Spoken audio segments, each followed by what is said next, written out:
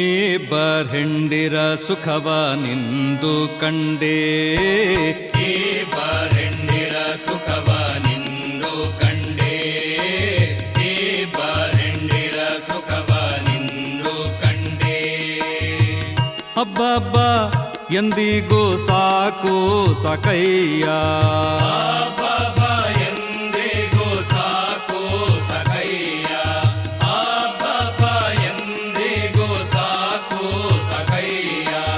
ಈ ಬರ್ಹೆಂಡಿರ ಸುಖವ ನಿಂದು ಕಂಡೇ, ಈ ಬರ್ಹೆಂಡಿರ ಸುಖವ ನಿಂದು ಕಂಡೇ. ಇವಳ ಮಗ್ಗುಲೊಳ್ಳಿರಲು ಅವಳ ಮಗ್ಗುಲ ಕಾಟ,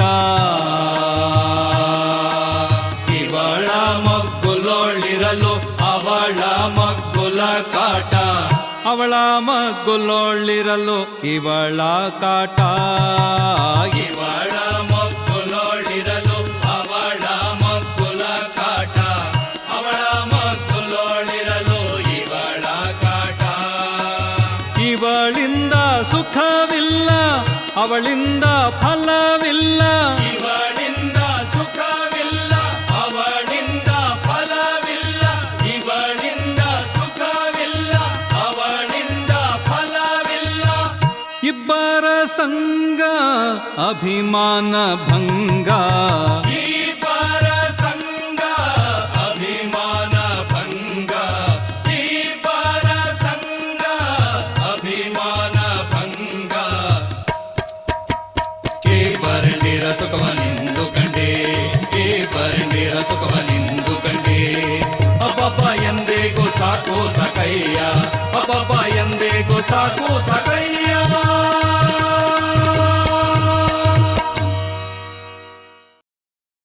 ಗೋವಿಂದ ಮುರಹರ ಗೋವಿಂದ, ಗೋವಿಂದ ಮುರಹರ ಗೋವಿಂದ.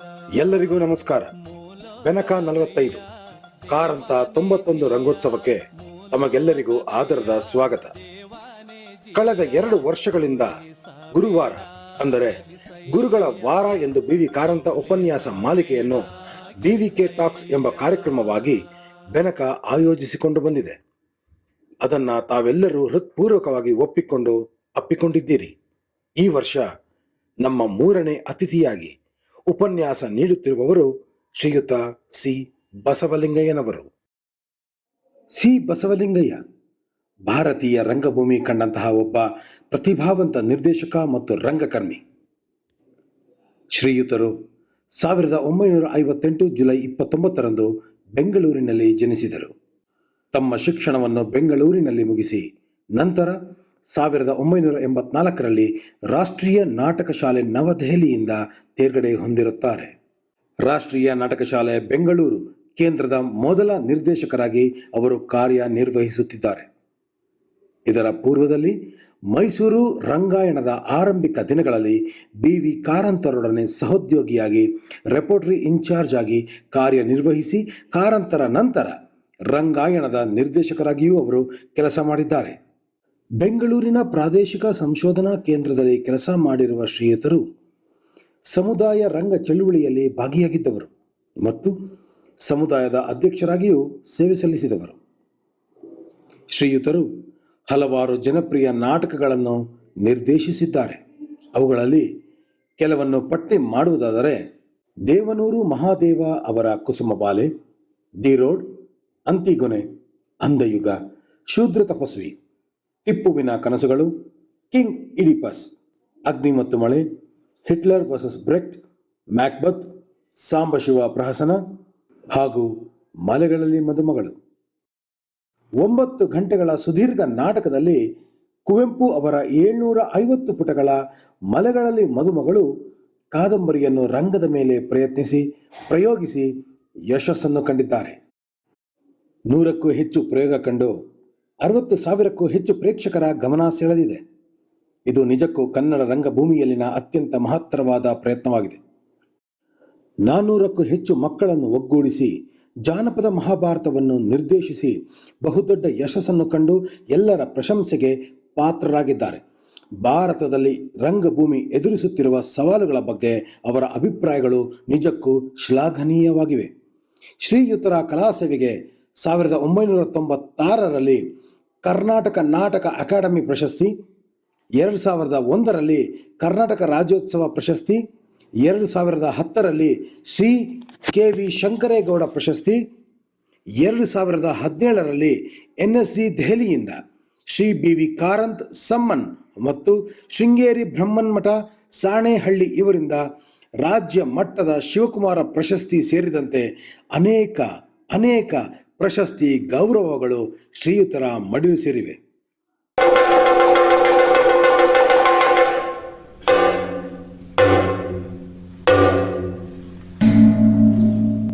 ಅಲ್ಕಾಜಿಯವರು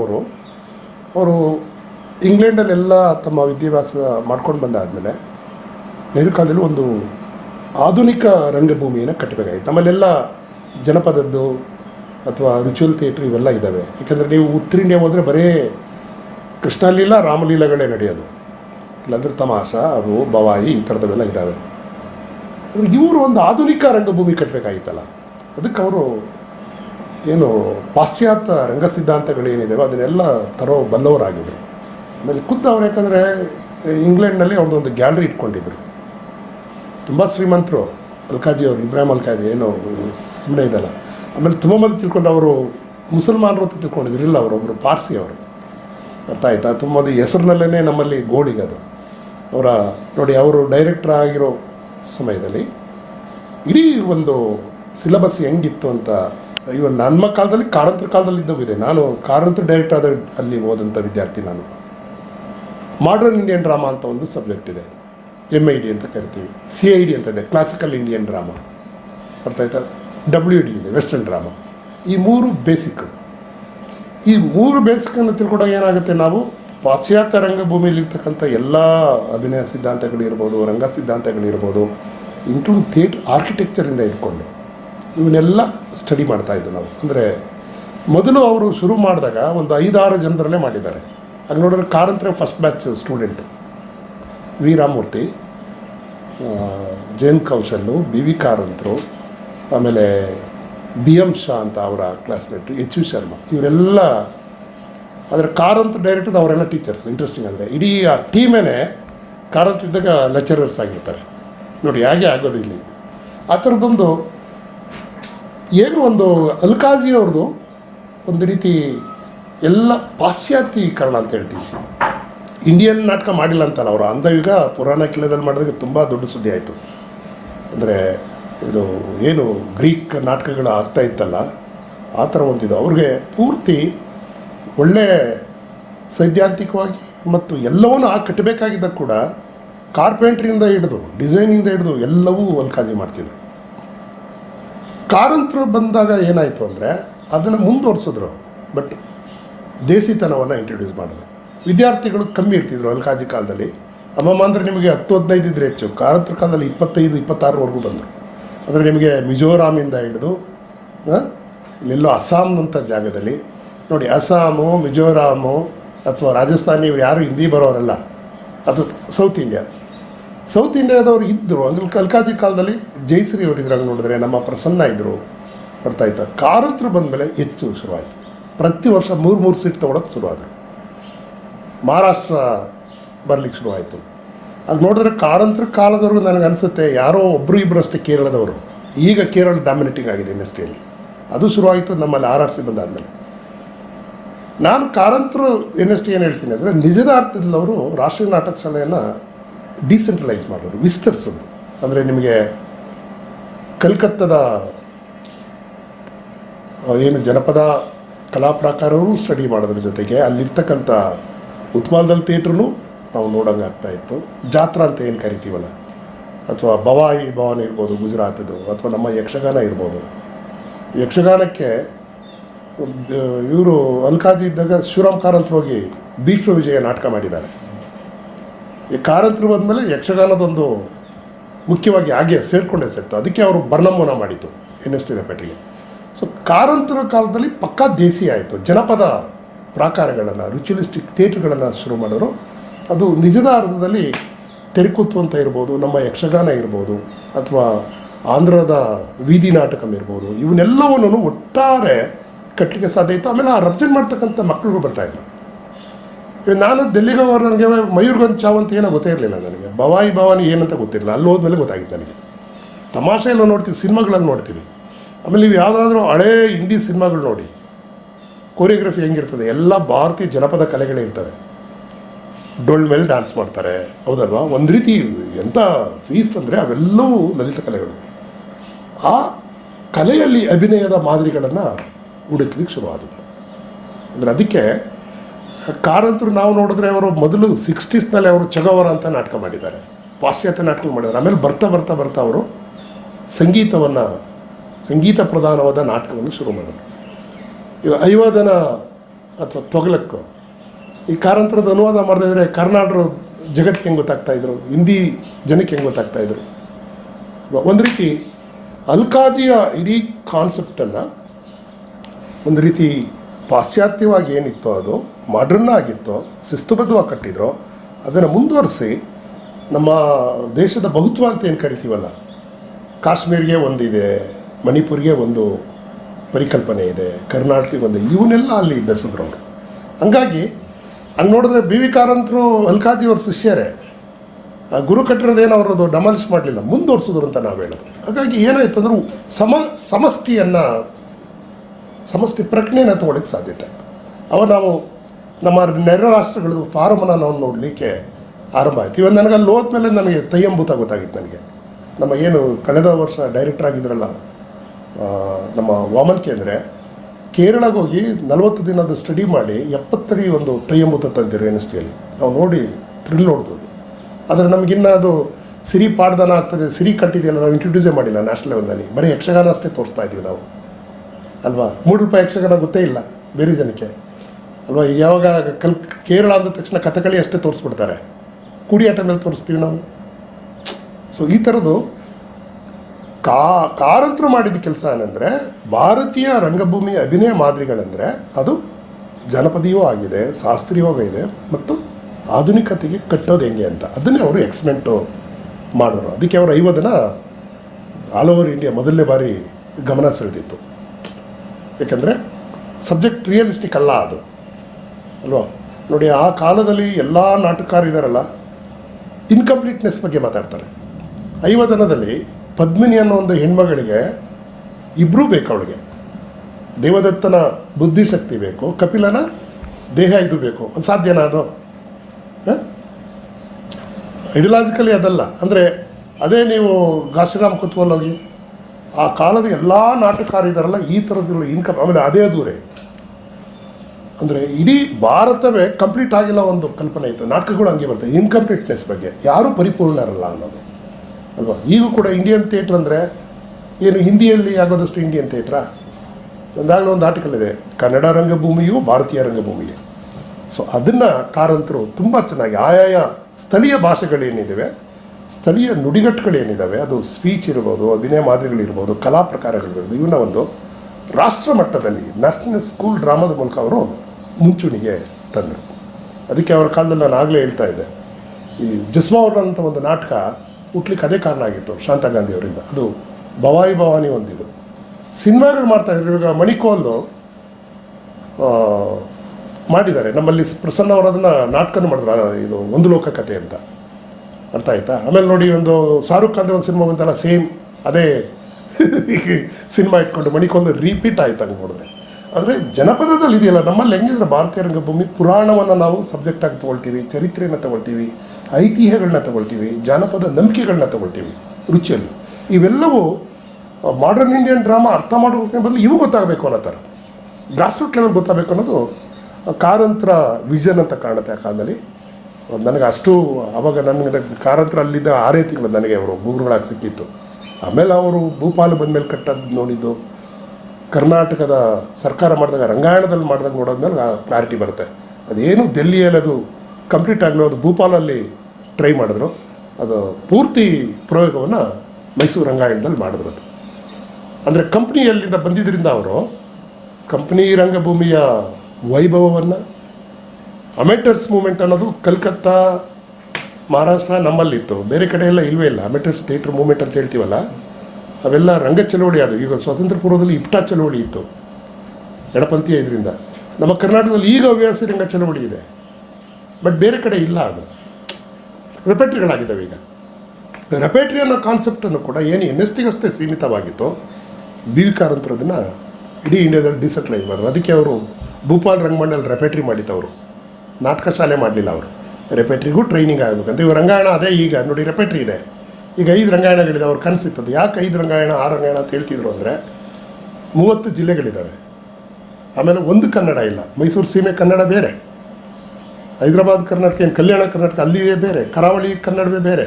ಅಲ್ಲಿಯ ಸಾಹಿತಿಗಳು, ನಟರುಗಳು, ನಾಟಕಾರಿ ಇವರೆಲ್ಲರೂ ಮುಂಚೂಣಿ ಬರಬೇಕು ಅನ್ನೋದಿತ್ತದು. ಅಂದರೆ ಸಮಗ್ರವಾಗಿ ಒಳಗೊಳ್ಳೋದು ಅದು. ಸೊ ಹಾಗಾಗಿ ಕಾರಂತರಿಗೆ ಆ ರೀತಿ ಒಂದು ಭಾರತೀಯ ರಂಗಭೂಮಿ ಬಗ್ಗೆ ಸ್ಪಷ್ಟವಾದ ಒಂದು ಪರಿಕಲ್ಪನೆ ಇತ್ತದು. ಅಂದರೆ ಹಳೆ ಬೇರು ಹೊಸ ಚಿಗುರು ಅಂತ ಹೇಳ್ತೀವಲ್ಲ, ವೃತ್ತಿ ಕಂಪ್ನಿಯ ವೃತ್ತಿಪರತೆ. ಈ ರೆಪೆಟ್ರಿಗಳಲ್ಲಿ ಯಾಕೆ ಅದನ್ನು ಹೇಳ್ತಾ ಇದ್ರು ಅಂದರೆ ನೋಡಿ, ನೀವು ವೃತ್ತಿ ಕಂಪ್ನಿಯಲ್ಲಿ ಸ್ಟಾರ್ಗಳು ಇರ್ತಿದ್ರು, ನಟರುಗಳಿಗಾಗಿ ಬರ್ತಿದ್ರು ಆಡಿಯನ್ಸ್. ಈ ಹವ್ಯಾಸಿಯಲ್ಲಿ ಎಲ್ಲಿದೆ? ನಾಟಕಕಾರರಿಗಾಗಿ ಬರ್ತಾರೆ, ನಿರ್ದೇಶಕರಾಗಿ ಬರ್ತಾರೆ. ಈ ಕಾರಂತರು ಬಂದು ಪ್ರಯೋಗ ಮಾಡೋದ್ರ ಜೊತೆಗೆ ಡೈರೆಕ್ಟ್ರ್ ಮೀಡಿಯಾ ಆಗೋಯ್ತು. ಥಿಯೇಟ್ರು ಆಕ್ಟ್ರೂ ಇಲ್ಲ, ಪ್ಲೇ ರೈಟು ಇಲ್ಲ, ಪ್ರಯೋಗ ನೋಡೋಕ್ಕೆ ಶುರು ಆದರು. ಇವು ನಾವು ಆ ಕಡೆ ನಾವೆಲ್ಲ ಹೇಳೋದೇನೆಂದರೆ ಇಲ್ಲ, ಥಿಯೇಟ್ರ್ ಆಕ್ಟ್ರ್ ಮೀಡಿಯಾನೇ. ಅದು ಸಂವಾದ ಆಗಬೇಕಾಗಿರೋದು ಪ್ರೇಕ್ಷಕರ ನಡುವೆ ಮತ್ತು ಆಕ್ಟ್ರ್ ನಡುವೆ. ನಾವೆಲ್ಲ ಹಿಂದೆ ಇರೋರು, ತೆರೆ ಹಿಂದೆನೇ ನಿರ್ದೇಶಕರು, ನಾಟಕರು. ಬಟ್ ಅದು ಕಾರಂತರ ಕನಸಿದ್ದಿತ್ತು ರೆಪೆಟ್ರಿಗಳು ಕಟ್ಟುವಾಗ. ರಂಗಾಯಣದಲ್ಲಿ ಅದನ್ನು ಸ್ಪಷ್ಟವಾಗಿ ಹೇಳ್ತಾಯಿದ್ರು. ಹಾಗಾಗಿ ಈ ಕಾರಂತರು ನನಗನ್ಸೋದು ಅವ್ರು ಇಡೀ ಭಾರತವನ್ನು ಸುತ್ತಿದಾರಲ್ಲ, ಭಾರತವಲ್ಲ ಇಡೀ ಜಗತ್ತನ್ನು ಸುತ್ತಿದಾರಲ್ಲ. ಅವರ ಪರ್ಸ್ನಲ್ ಲೈಬ್ರರಿ ನೋಡಿದ್ರೆ ಗೊತ್ತಾಗ್ಬಿಡುತ್ತೆ ನಿಮಗೆ. ಒಂದು ಸಣ್ಣ ಗೆಜ್ಜೆಯಿಂದ ಹಿಡಿದು ಕರಟಾಯನ್ನು ಬಿಡ್ತಾ ಇರಲಿಲ್ಲ ಅವರು. ಯಾಕೆ? ಅವರು ನಾಟಕವನ್ನು, ಹಾಡುಗಳಿತ್ತು ವೃತ್ತಿ ಕಂಪ್ನಿಯಲ್ಲಿ. ಒಂದೊಂದು ಹಾಡು ಕೂಡ ಇವಾಗ ಅವ್ರದ್ದು ಆ್ಯಕ್ಚುಲಿ ಅವರು ಇದು ಉಡುಪಿಯಲ್ಲಿ ಒಂದು ರಂಗಸಂಗೀತದ ರಾಗಸರ್ಗದ ಸೀರೀಸ್ ಮಾಡಿದಾಗ ಅದು ಮಾತಾಡಿದ್ದಾರೆ. ಅದು ಸಿಗುತ್ತೆ ನಿಮಗೆ, ಅದು ತೊಗೊಂಡ್ರೆ.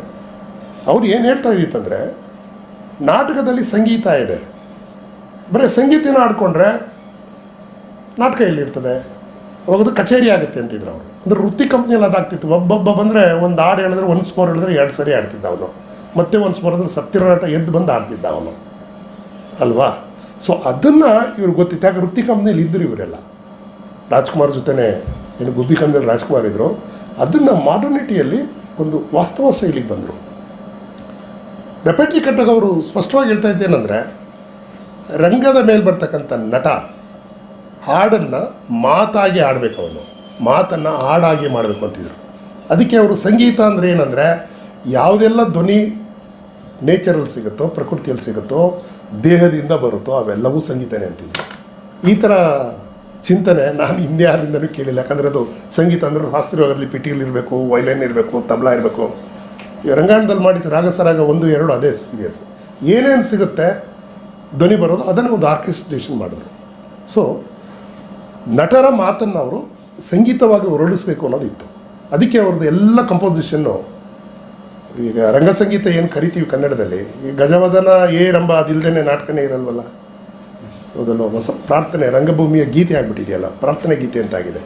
ಅವ್ರು ಮಾಡಿದಂಥ ಇವಾಗ ರಂಗಾಯಣದಲ್ಲಿ ಮಾಡಿದಂಥ ಎಕ್ಸ್ಪೆಂಟ್ ಇರ್ಬೋದು, ಭೂಪಾಲ್ ರಂಗಮಂಡಲದಲ್ಲಿ ಮಾಡಿದಂಥ ಇರ್ಬೋದು ಅಲ್ವಾ, ವೃತ್ತಿ ಕಂಪ್ನಿಯಿಂದ ಹಿಡಿದು ಎಲ್ಲವನ್ನೂ. ಯಾಕಂದರೆ ಅವರು ಹಾರ್ಮೋನಿಯಮು ಗೊತ್ತಿತ್ತು, ಕಂಪೋಸಿಷನ್ ಇತ್ತು ಅವರಿಗೆ, ಒಡೆದು ಕಟ್ಟೋ ಇದಿತ್ತು, ಮುರಿದು ಕಟ್ಟೋದು ಅಂತ ಹೇಳ್ತೀವಲ್ಲ, ಅದು ಕಾರಂತರ ದೊಡ್ಡ ಕೊಡುಗೆ. ಅಂದರೆ ಇರೋದನ್ನು ಹಾಗೇ ಮಾಡೋದಲ್ಲ, ಅದಕ್ಕೆ ಅವರು ಸತ್ತವರ ನೆರಳು ಮಾಡಿದಾಗ ಆ ನಾಟಕಕ್ಕೂ ಪುರಂದರದಾಸರು ಎತ್ತಣಿತ ಸಂಬಂಧ. ಬಟ್ ಹಾಡು ಬಂದಿದ್ದಕ್ಕಂತ ನಾಟಕ ಪಾಪ್ಯುಲರ್ ಆಗಿತ್ತು, ಹೌದಲ್ವಾ.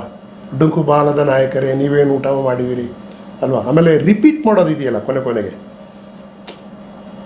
ಈಗ ಕೊನೆಗೆ ಇದು ಗಜವದನ ಕಾ ಕಾ ಕಾ ಕಾ ಅಂತ ಬಿಟ್ರು, ಆಮೇಲೆ ತಕ ಅಂದ್ಬಿಡೋರು ಅಲ್ವಾ.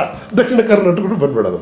ಅಂದರೆ ಅವರು ಒಂದು ಏನಂದರೆ, ಅವರು ಅವ್ರ ಆತ್ಮಕಥೆಯಲ್ಲಿ ಎಲ್ಲ ಕಡೆ ಹೇಳ್ಕೊಳ್ತಾರೆ. ಅವರು ಹಿಂದಿಯಲ್ಲೆಲ್ಲ ಬಂದಾಗ ಇವರು ಕರ್ನಾಟಕದವರಲ್ವಾ, ರಾಜ್ಯದಲ್ಲಿ ಅವ್ರು ಹೆಂಗೆ ಹೇಳೋದು ಅಂದರೆ, ಕಾಸೆ ಹೆತ್ತು ಅಂದರೆ ಕರ್ನಾಟಕ ಅನ್ನೋರವರು.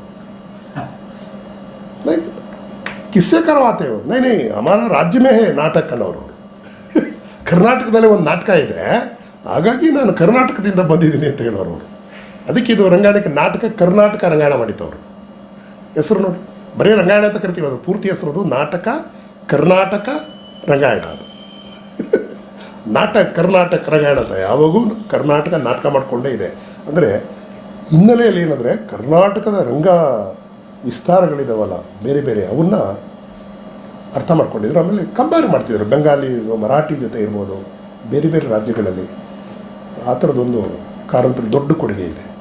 ಅಂದರೆ ಕಾರಂತರು ಮತ್ತು ಅಲ್ಕಾಜಿಯವ್ರನ್ನ ಹಿಂಗೆ ಮುಖಾಮುಖಿ ಮಾಡೋದಲ್ಲ, ಅವರಿಂದ ಕಲಿತು ಕೂಡ ವಿಸ್ತರಿಸಿದ್ದಾರೆ NSTಯನ್ನು. ಹಾಗಾಗಿ ಈಗ ಏನಾದರೂ ಡಿಮ್ಯಾಂಡ್ ಇದ್ದರೆ 10-15 ಸೀಟ್ ಇದ್ದಾಗ 25 ಸೀಟ್ ಬಂದಾಗ ಒಬ್ಬ ಅಸ್ಸಾಮಿಯೂ ನಮಗೆ ಸಿಗ್ತಿದ್ದ, ಮಣಿಪುರದವನು ಸಿಗ್ತಿದ್ದ.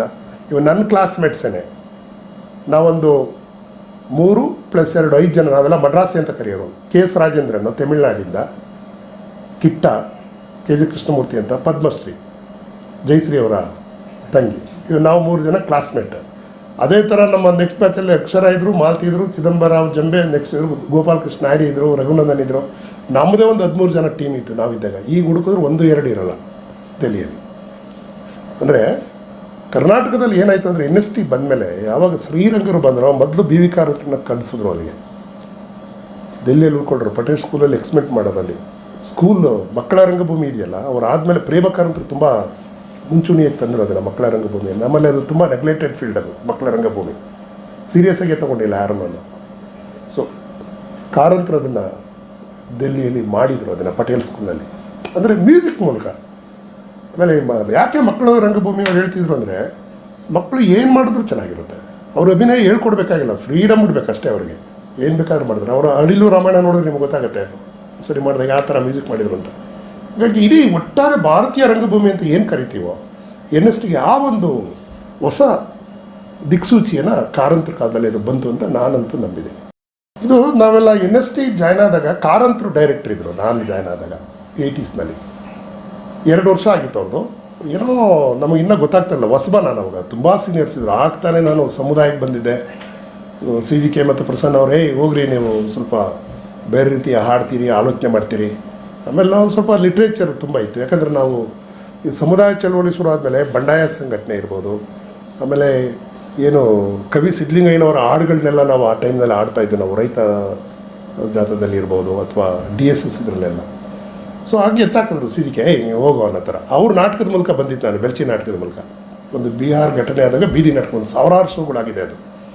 ಆ ನಾಟಕದ ಮೂಲಕ ನಾನು ಮರೀನಾ ಬೀಚಲ್ಲಿ ಶೋ ಮಾಡಿದ್ದೀನಿ, ಈಡನ್ ಗಾರ್ಡನಲ್ಲಿ ಶೋ ಮಾಡಿದ್ದು, ನಾನು ಕಾಶ್ಮೀರದಲ್ಲಿ ಶೋ ಮಾಡಿದ್ದೀವಿ, ಅದನ್ನು ಪ್ರಗತಿ ಮೈದಾನದಲ್ಲಿ ಮಾಡಿದ್ದೀವಿ, JNUಯಲ್ಲಿ ಮಾಡಿದ್ದೀವಿ.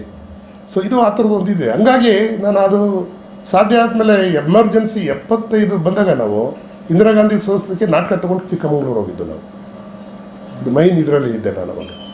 ಆ ಟೈಮ್ನಲ್ಲಿ ಒಂದು ಉಜ್ರೆಯಲ್ಲಿ ಗೋಲಿಬಾರ್ ಆಗಿ, ಪಾಪ ಅವತ್ತಾನೇ ಅದು ಉಜ್ರೆ ಕಾಲದಿಂದ ಹೆಣ್ಮಗಳು ಗಾಯತ್ರಿ ಅಂತ ಬಂದಿದ್ದು, ಡೈರೆಕ್ಟ್ ಗೋಲಿಬಾರ್ ಆಯಿತು. ಅಲ್ಲಿಂದ ಎಸ್ಕೇಪ್ ಆಗಿತ್ತು ನೋಡ್ಬೇಕು ನಾವು.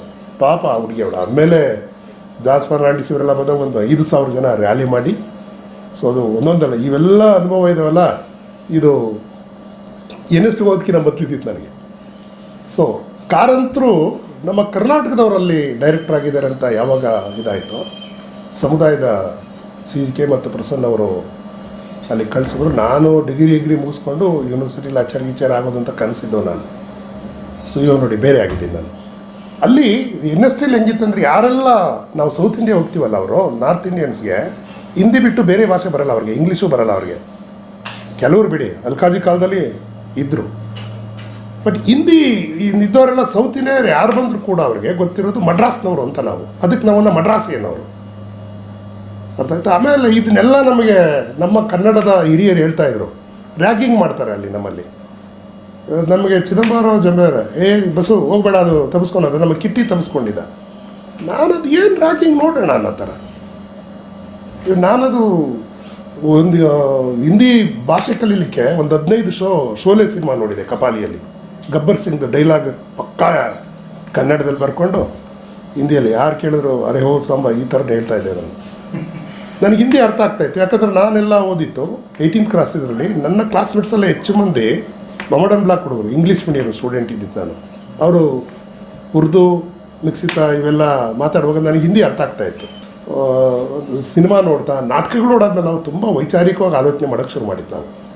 ಇದು ಸಮುದಾಯ ಮಾಡಿದಂಥ ಪ್ರಯೋಗಗಳಿರ್ಬೋದು, ಉತ್ತೋಬಡಿದರೆ ಅಂತ ನಾಟಕ, ಗೆಲ್ಲಿ ಅಂತ ನಾಟಕ, ಮದರ್ ಅಂತ ನಾಟಕ. ಆಮೇಲೆ ಯಾವಾಗ ಜಯಶ್ರೀಯವರ ಮದರ್ ನೋಡಿದ್ವೋ, ಅವರು NST ಪದವೀಧರು ಅಂತ ಗೊತ್ತಾಯಿತು, ಅರೆ ಐ ಶುಡ್ ಗೋ ಅನ್ನೋ ಥರ ಅನಿಸ್ಬಿಟ್ಟು ನನಗೆ. ಏನು ಒಂಥರ ಸಿನಿಮಾಗಿನ್ನ ಅದ್ಭುತವಾಗಿತ್ತು. ಕಲಾಕ್ಷೇತ್ರದ ಇಡೀ ಒಂದು 120 ಜನ ಕಾರ್ಮಿಕರು ಬರ್ತಾರೆ ನನಗಿತ್ತು. ಅದು ರಷ್ಯಾನೇ ನಮ್ಮ ಕಣ್ಣೆದುರಿಗೆ ಇದ್ದಂಗೆ. ಸೊ ಅಲ್ಲಿ ಹೋದಾಗ ಇವರೆಲ್ಲ ನಾನು ಹೆಚ್ಚು ನಮ್ಮ ಕನ್ನಡದ ಗ್ರೂಪ್ ಜೊತೆ ಸೇರ್ತಾ ಇರಲಿಲ್ಲ ನಾನು. ಅವ್ರು ಯಾರಾದರೆ ಮಡ್ರಾಸಿ ಅಂದರೆ वो चेन्नई होता है, चेन्नई मैं बेंगलुरु का हूँ, कर्नाटक के। आपको पता है कितने लोग हैं हमारा? कुवेंपु का नाम सुना है तुमने? बेंद्रे का नाम सुना है? ಈಗ ನಾವು ಇದು ಮಾಡ್ತಾ ಇದ್ದೋ बाबा कारंत का नाम सुना है? तो ಹಿಂಗೆ ಹೇಳ್ತಾ ಇದ್ದೆ ನಾವು. सो कर्नाटक से हम लोग नाटक करने वाले हैं, कला प्रपंच है, मेरा कवि है पंपा रन्ना, तुम्हारा क्या बताओ ಅಂತಿದ್ದು ನಾವು. ಸೊ ಅದು ಒಂಥರ ಅವ್ರಿಗೆ ಹಿಂದಿಯಲ್ಲಿ ಇದು ಮಾಡೋರು. ಯಾಕೆಂದರೆ ನಾವೆಲ್ಲ ಸೌತ್ ಇಂಡಿಯನ್ ಸ್ಟೂಡೆಂಟ್ಸ್ ಯಾವಾಗಾದ್ರೂ ಆ್ಯಕ್ಟಿಂಗ್ ಮೇಜರ್ ಸಿಗ್ತಾ ಇರಲಿಲ್ಲ ಅಲ್ಲಿ. ಈಗ ಅಲ್ಕಾಜಿಯವ್ರ ಕಾಲದಲ್ಲಿ 2 ಇದು ಅಂತ ಕಾಣುತ್ತೆ, ಡೈರೆಕ್ಷನ್ ಆ್ಯಂಡ್ ಆ್ಯಕ್ಟಿಂಗ್ ಅಂತ. ಬಿ ವಿ ಕಾರಂತ್ ಡೈರೆಕ್ಟರ್ ಆದಾಗ ಅವ್ರ ಕಾಲದಲ್ಲೂ ಇತ್ತದು. ಮೊದಲನೇ ವರ್ಷ ಎಲ್ಲವೂ ಕಲಿಬೇಕು ನಾವು, 2ನೇ ವರ್ಷದಲ್ಲಿ ಸ್ಪೆಷಲೈಸೇಷನ್ ಆಗ್ತಿತ್ತು. ಸೊ ಯೂಶಲಿ ನಾವು ಯಾವಾಗ ರೋಲ್ಗಳು ಸಿಗ್ತಾ ಇರಲಿಲ್ವೋ ಅವಾಗ ನಾವು ಡಿಸೈನ್ಗೆ ಅಥವಾ ಡೈರೆಕ್ಷನ್ಗೆ ಶಿಫ್ಟ್ ಆಗಿಬಿಡ್ತೀವಿ. ನಮ್ಮ ಕಾಲದಲ್ಲಿ ಡಿಸೈನ್ ಅಂತ ಇರಲ್ಲ, 2 ಇದ್ದಿತ್ತು. ಇಂಟಿಗ್ರೇಟ್ ಕೋರ್ಸ್ ಇರ್ತಿತ್ತು. ಫಸ್ಟು 1 ವರ್ಷದಲ್ಲಿ ಎಲ್ಲವೂ ಕಲಿತಾ ಇದ್ದು ನಾವು. 2ನೇ ವರ್ಷದಲ್ಲಿ ನಾನು ಪ್ರೊಡಕ್ಷನ್ ಡೈರೆಕ್ಷನ್ ಸ್ಟೂಡೆಂಟ್ ಆಗಿ ಬಂದೆ. ನಾನು ನಮ್ಮ 25 ಜನ ಬ್ಯಾಚಲ್ಲಿ ನಾವು ಒಂದು 7 ಜನ ಡೈರೆಕ್ಷನ್ಗೆ ಬಂದು, ಇನ್ನಿದ್ದವರೆಲ್ಲ ಆ್ಯಕ್ಟಿಂಗ್ ಹೋದರು. ಆಮೇಲೆ ನಾನು ಇದೆಲ್ಲ ಇದ್ದಾಗ ನಾನು ಗೆಳೆತನ ಆಗಿತ್ತು ಹಿಂದಿ ಮಾತಾಡೋ ಹುಡುಗ್ರ ಜೊತೆ. ಅವ್ರ ರೂಮ್ಮೇಟ್ ಆಗಿತ್ತು ನನ್ನ ರೂಮ್ಮೇಟೆಲ್ಲ ಪ್ರಗತೀಶ ಅಂತ ಇಲ್ಲ, ಈಗ ಅವನು ಇಲ್ಲ. ಕನ್ನಡದವ್ರು ಸರಿ ಏನು ಮಾಡ್ತೀವಿ, ಕನ್ನಡದಲ್ಲಿ ಮಾತಾಡ್ತೀವಿ ನಾವು. ಆಮೇಲೆ ನಮ್ಮ ಆಕ್ಸೆಂಟ್ ಕೇಳಿ ಅವರು ನಗ್ತಾರೆ ಹಿಂದಿ. ಇವಾಗ ಹಿಂದಿಯವ್ರು ಕನ್ನಡ ಮಾತಾಡಿದ್ರೆ ಹೆಂಗೆ ಮಾತಾಡ್ಬೋದು? ಅದು ಇದ್ದೇ ಇದೆ, ಅದು ಹೌದಲ್ವಾ? ಸೊ ಅದಕ್ಕಾಗಿ ನಮಗೇನಿಲ್ಲ, ನನಗದು ಗೊತ್ತಿರೋದ್ರಿಂದ ನಾನು ಸ್ವಲ್ಪ ಎಲ್ಲ ಓದ್ಕೊಂಡಿರೋದ್ರಿಂದ ಚಳುವಳಿಲಿ ಇದ್ದಿದ್ದು ನಾವು ತಿರುಗೇಟ್ ಕೊಡ್ತಾಯಿದ್ದೆ ನಾವು. ಆಮೇಲೆ ಕೊನೆಗೆ ನಾನು ತುಂಬ ಮೌನಿ ಆಗಿರ್ತಿದ್ದೆ ನಾನು. ನಮ್ಮ ಎಸ್ ಮಾಲ್ತಿ ಇದ್ದರು, ಆಮೇಲೆ ರಮತ್ ಜಮಾನ್ ಅಂತ ಚೆನ್ನಾಗಿ ಒಂದಿಲ್ಲ, ಅವರೆಲ್ಲ ತುಂಬ ಸಪೋರ್ಟಿವ್ ಆಗಿದ್ರು ಹೆಣ್ಮಕ್ಳು ನಮಗೆಲ್ಲ. ಆಮೇಲೆ ನಾನು ಬೇಗ ಅವ್ರ ಜೊತೆ ಒಡನಾಟದಿಂದ ಏನಾಗಿದೆ, ಫ್ರೆಂಡ್ ಅದೇ, ಹಿಂದಿ ಕಲ್ತ್ಬಿಟ್ಟೆ ಬೇಗ ನಾನು. ಆಮೇಲೆ 2ನೇ ವರ್ಷದಲ್ಲಿ ಅಬು ಹಸನ್ ಅಂತ ಬಾದಲ್ ಸರ್ಕಾರ್ ಇದರಲ್ಲಿ ನನಗೆ ಮೈನ್ ರೋಲನ್ನು ಕಾಸ್ಟಿಂಗ್ ಮಾಡಿದ್ರು ಎಚ್ ವಿ ಶರ್ಮ. ಜಗಳ ಶುರುವಾಯಿತು ಅವಾಗ ನಮ್ಮ ಇದರಲ್ಲಿ. ಕನ್ನಡ ಬೋಲ್ನೆ ವಾಲೆ ಮೇಜರ್ ರೋಲ್ಕೆ ಅಂತ. ಆಮೇಲೆ ಅವರು ಎಚ್ ವಿ ಶರ್ಮ ತುಂಬ ಡಿಸಿಪ್ಲಿನ್ ಅವರು. ಬಿ ವಿ ಕಾರಂತ್ರ ಅವರೆಲ್ಲ ಕಲ್ಕಾಜಿ ಇದ್ದ ಕ್ಲಾಸ್ಮೇಟ್ಸ್ ಅವರು. ನಮ್ಮ ಥಿಯೇಟ್ರ್ ಆರ್ಕಿಟೆಕ್ಚರ್ನ ಅವರು ಕಲಿಸ್ತಾಯಿದ್ರು ನಮಗೆ. ಅವರು ಡೈರೆಕ್ಷನು ತುಂಬ ಇದದು. ನಾನು ಹಂಗೆ ನೋಡಿದ್ರೆ ಸೆಟ್ ಡಿಸೈನ್ ಇರ್ಬೋದು, ಮಾಡಲ್ ಮಾಡೋದೆಲ್ಲ ನಮ್ಮ ಗುರುಗಳಾದ ಎಚ್ ವಿ ಶರ್ಮಾ ಅವ್ರು ಹೆಂಗಂದ್ರೆ ಅವ್ರ ರೂಮಲ್ಲಿ ನನಗೆ ಲಾಕ್ ಮಾಡೋಗ್ಬಿಡೋರು, ನೀನು ಹಾಸ್ಟ್ಲ್ ಹೋಗ್ತಿಲ್ಲಿ ಕಂಪ್ಲೀಟ್ ಮಾಡು ಅಂತ. ಯಾಕಂದರೆ ಸೌತ್ ಇಂಡಿಯಾದವ್ರು ಅಂದರೆ ತುಂಬ ಪ್ರೀತಿ ಅವರು. ಯಾಕೆ ಆಂಧ್ರದವ್ರು ಅವರು. ಆ್ಯಕ್ಚುಲಿ ಅವರು ಒಂದು ಒಳ್ಳೆ ಪುಸ್ತಕ ಬರೆದಿದ್ದಾರೆ, ಬುದ್ಧಿಸ್ಟ್ ಥಿಯೇಟ್ರು ಇನ್ನು ಕಾಕೇತಿಯ ರಾಜ ಅಂತ. ಅದೊಂದು ಪುಸ್ತಕ ಇದೆ ಆ್ಯಕ್ಚುಲಿ. ಅದು ನೋಡಿದ್ರೆ ಅದು ಯಾಕೆ ನಾನು ಎಚ್ ವಿ ಶರ್ಮಾ ಅನ್ಸ್ಕೊಳ್ತೀನಿ ಅಂದರೆ, ಕಾರಂತರು ರಂಗಾಯಣದಲ್ಲಿದ್ದ ಕೂಡ ಅವರು ನಮಗೆ 2 ತಿಂಗಳು ರಂಗಾಯಣಕ್ಕೆ ಬಂದಿದ್ದಾರೆ H V Sharmaji. Is no more ನಾವು. ಸೊ ನಮ್ಮ ಕಾಲದಲ್ಲಿ ಆ ಥರ ಟೀಚರ್ಸ್ಗಳಿದ್ರು. ಆಮೇಲೆ ಬಿ ಎಮ್ ಶಾ ಕೂಡ ನಮ್ಮ ಪ್ರೊಡಕ್ಷನ್ ಪ್ರೋಸೆಸ್ ಒಳ್ಳೆ ಡೈರೆಕ್ಟರ್ ಅವರು. ಕಾಮಿಡಿನ ಮಾಡ್ತಾಯಿದ್ರು. ಫ್ರೆಂಚ್ ಮೋಲಿಯರ್ನೆಲ್ಲ ತುಂಬ ಚೆನ್ನಾಗಿ ಮಾಡಿದ್ರು ನಾಟಕಗಳನ್ನು. ಸೊ ಹಾಗಾಗಿ ನನಗೆ ವಿದ್ಯಾರ್ಥಿ ಜೀವನದಲ್ಲಿ ಏನೆಲ್ಲ ಇದೆಯಲ್ಲ ಅದು ಇದ್ದೇ ಇರುತ್ತೆ ಯಾವಾಗೂ. ಆಮೇಲೆ ಇಲ್ಲೂ ಕೂಡ ನಮ್ಮಲ್ಲಿ ಬಂದಾಗ ಈಗ RRC ಬಂದಾಗ NST ಈ ಬೆಂಗಳೂರು ಸೆಂಟ್ರ್ನಲ್ಲೇ 4 ಭಾಷೆಯ ಮಕ್ಕಳು ಬರ್ತಾರೆ ಇಲ್ಲಿ, ತೆಲುಗು, ತಮಿಳು, ಕನ್ನಡ. ನಾನು ಕನ್ನಡ ಮಕ್ಕಳಿಗೆ ಹೇಳ್ತೀನಿ, ನಿಮ್ಮ ಕನ್ನಡ ಅವರು ಬೇಗ ಕಲಿತಾರೆ, ನೀವೆಲ್ಲಿ ಕಲಿತೀರಿ ಮಲಯಾಳಮ್ಮು, ತೆಲುಗು ಅಂತ. ನಮ್ಮಲ್ಲಿ ನನಗೆ ಗೊತ್ತಿದೆ, ಸೆಕೆಂಡ್ ಇಯರ್ನಲ್ಲಿ ಶಿವರಾಮ್ ರೆಡ್ಡಿ ಅಂತ ಬಂದಿದೆ, ಶಿವರಾಮ್ ರೆಡ್ಡಿ ಅಂತ. ಅವನು ಒಂದು ದಿನವೂ ಇಂಗ್ಲೀಷ್ ಮಾತಾಡ್ತಾ ಇರಲಿಲ್ಲ. ತೆಲುಗುದಲ್ಲಿ ಮಾತಾಡೋ ಅಂದರೆ, ಇಲ್ಲ ಸರ್ ನನಗೆ ತೆಲುಗು ಬರುತ್ತೆ, ನಾನು ಕನ್ನಡ ಕಲಿತೀನಿ ಅಂತ. ಕೊನೆ ಗುಣಮುಖದಲ್ಲಿ ಮೇಜರ್ ರೋಲ್ ಮಾಡ್ದ ಅವನು. ಅಷ್ಟು ಚೆನ್ನಾಗಿ ಕನ್ನಡ ಕಲಿತ ಅವನು. ಅಂದರೆ ಥಿಯೇಟ್ರ್ ದೊಡ್ಡದೇನೆಂದರೆ ಭಾಷೆಯನ್ನು ಕಲಿಸೋದು, ವ್ಯವಹಾರದ ಮೂಲಕ ಬಂದುಬಿಡ್ತವೆ. ನನ್ನ ಹಿಂದಿ ಆಕ್ಸೆಂಟ್ ಎಷ್ಟು ಚೆನ್ನಾಗಿದೆಯೋ ಗೊತ್ತಿಲ್ಲ, ನನ್ನ ಮಗಳು ನನಗೇನೋ ಚೆನ್ನಾಗಿ ಮಾತಾಡ್ತಾಳೆ, ಅದು ಬೇರೆ ಮಾತು. ಯಾಕಂದರೆ ಭಾಷೆ ಬರೋದು ಮಾತಾಡೋದ್ರ ಮೂಲಕ, ಪರಿಸರದ ಮೂಲಕ. ಸೊ ಹಾಗಾಗಿ ಹಿಂದಿ ನೋಡ್ತಾ ಮಾತಾಡ್ತಾ ಒಳ್ಳೆ ಫ್ರೆಂಡ್ಗಳಾದರು. ಮೊದಲು ವರ್ಷ ಹಂಗಿರುತ್ತೆ. ಆಮೇಲೆ ಎಲ್ಲ ಅಲ್ಲಿ ಸೀನಿಯರ್ ಜೂನಿಯರು ಯಾವುದೂ ಇರೋಲ್ಲ. ನಮಗೆ ಗೊತ್ತಿದೆ, ಇದು ಶ್ರೀವಲ್ಲಭ ವ್ಯಾಸ್ ಅಂತ ಒಬ್ಬ ನನ್ನ ಸೀನಿಯರು, ವೀರೇಂದ್ರ ಸಕ್ಸೇನಾ ಅಂತ. ಅವರೆಲ್ಲ ಈಗ ಹಾಲಿವುಡ್ನಲ್ಲಿ ಸಿನಿಮಾದಲ್ಲಿದ್ದಾರೆ. ತುಂಬ ಕಪ್ಪಗೆ ನೀಗ್ರೋ ಥರ ಇದ್ದಾನೊಬ್ಬ ನೋಡಿ, ವೀರೇಂದ್ರ ಸಕ್ಸೇನಾ, ವೀರು ಅಂತ. ತುಂಬ ಓದ್ಕೊಂಡಿರೋರಲ್ಲ ಅವರೆಲ್ಲ. ನಮ್ದು ಹೆಂಗೆ ಅಂದರೆ ರೆಗ್ಯುಲರ್ ಕ್ಲಾಸ್ಗಿನ್ನ ಹಾಸ್ಟೆಲಲ್ಲಿ ತುಂಬ ಕ್ಲಾಸ್ಗಳು. ಈಗ ನೀವೇನು ಪ್ರಶ್ನೆ ಕೇಳ್ತಿದ್ರೆ ನಾವು ಪ್ರಶ್ನೆ ಹಾಕೋ ಅವ್ರಿಗೆ ಹೇಳ್ತಾ ಹೋಗೋರು. ಅಂದರೆ ಬಿಹೈಂಡ್ ದ ಸೀನ್ ಅಂತ ಹೇಳ್ತೀವಲ್ಲ, ಡೈರೆಕ್ಟ್ರುಗಳ್ದು ಅಥವಾ ಆಕ್ಟ್ರುಗಳ್ದು ಪರ್ಸನಲ್ ಇದು, ಅವರ ಇಬ್ರೆಕ್ಟು ಯಾರೋ ಒಪ್ಕೊಳ್ಳೋರು ಇರ್ತಾರೆ, ಒಪ್ಕೊಳ್ಳದೇ ಇರೋರು ಇರ್ತಾರೆ. ಐಡಿಯಾಲಜಿ ಚರ್ಚೆಗಳು. ಅವಾಗಿನ್ನ ಇಂದಿರಾ ಗಾಂಧಿ ಅಸೋಸಿಯೇಷನ್ ಆಗಿರಲ್ಲ. ನಮಗೆ ಇದೇನು ಇದು ಈಗ ರಾಜೀವ್ ಚೌಕ್ ಅಂತ ಆಗಿದೆ. ನೈಟ್ ನಾವು ಮುಗಿದ್ರೆ ಕ್ಲಾಸ್ ಮುಗಿದ್ರೆ ನಾವು ಚಹಾ ಕುಡಿಲಿಕ್ಕೆ ಹೋಗ್ತಿದ್ವಿ ನಾವು. ಚಹಾ ಕುಡ್ಕೊಂಡು 2 ಗಂಟೆ 3 ಗಂಟೆಗೆ ಬರ್ತಾಯಿದ್ವಿ ನಾವು. ಅಂದರೆ ನಮ್ಮ ಕ್ಲಾಸ್ಗಳೇ ಸೀನಿಯರ್ಸು ಜೂನಿಯರ್ಸ್ ಜೊತೆ ಚರ್ಚೆಗಳ ಮೂಲಕನೇ ಆಗ್ತಿತ್ತು. ಆಮೇಲೆ ನನ್ನ ಇದೇನೆಂದರೆ 2ನೇ ವರ್ಷದ ಬ್ಯಾಚಲ್ಲಿ ನಾನು ನಾಟಕಕ್ಕೆಲ್ಲ ಸೇರಿಬಿಡ್ತೆ. ಹಾಡು ಬರ್ತಾಯಿದ್ದೀನಿ, ನಾನು ಮೇಳಕ್ಕೆ ಹಾಕೊಂಬಿಡೋರು. ನಾನು ಬೆನಿಫಿಟ್ಸ್ ಬಂದಾಗ ಅವ್ರು ಎಲ್ಲ ನಾಟಕದಲ್ಲಿ ಮೇಳದಲ್ಲಿ ಇರ್ತಿದ್ದೆ, ನಾನು ಕೋರಸಲ್ಲಿ ಇರ್ತಿದ್ದೆ. ಆಮೇಲೆ ಇನ್ನೊಂದು ಬೆನಿಫಿಟ್ಸ್ ಗೆಲಿಲಿಯೋ ಮಾಡಿದ್ರು ನಮಗೆ. ನಮ್ಮ ಪ್ರಸನ್ನ ಅವರು ಡ್ರ್ಯಾಗನ್ ಅಂತ ಒಂದು ಮಾಡಿದ್ರು. ನಾನು ಕನ್ನಡದಲ್ಲೇ ಮಾತಾಡಿದೆ, ನಾನು ಹಿಂದಿಯಲ್ಲಿ ಮಾತಾಡಲಿಲ್ಲ. ನನ್ನ ಭಾಷೆಲಿ ನಾನು ಮಾತಾಡ್ತೀನಿ, ಅರ್ಥ ಆಗುತ್ತೆ ಅಂತ. ಇಲ್ಲಾಂದ್ರೆ ನಾನು ಭಾವಾಭಿನಯ ತೋರಿಸ್ತೀನಿ ಅಂತ.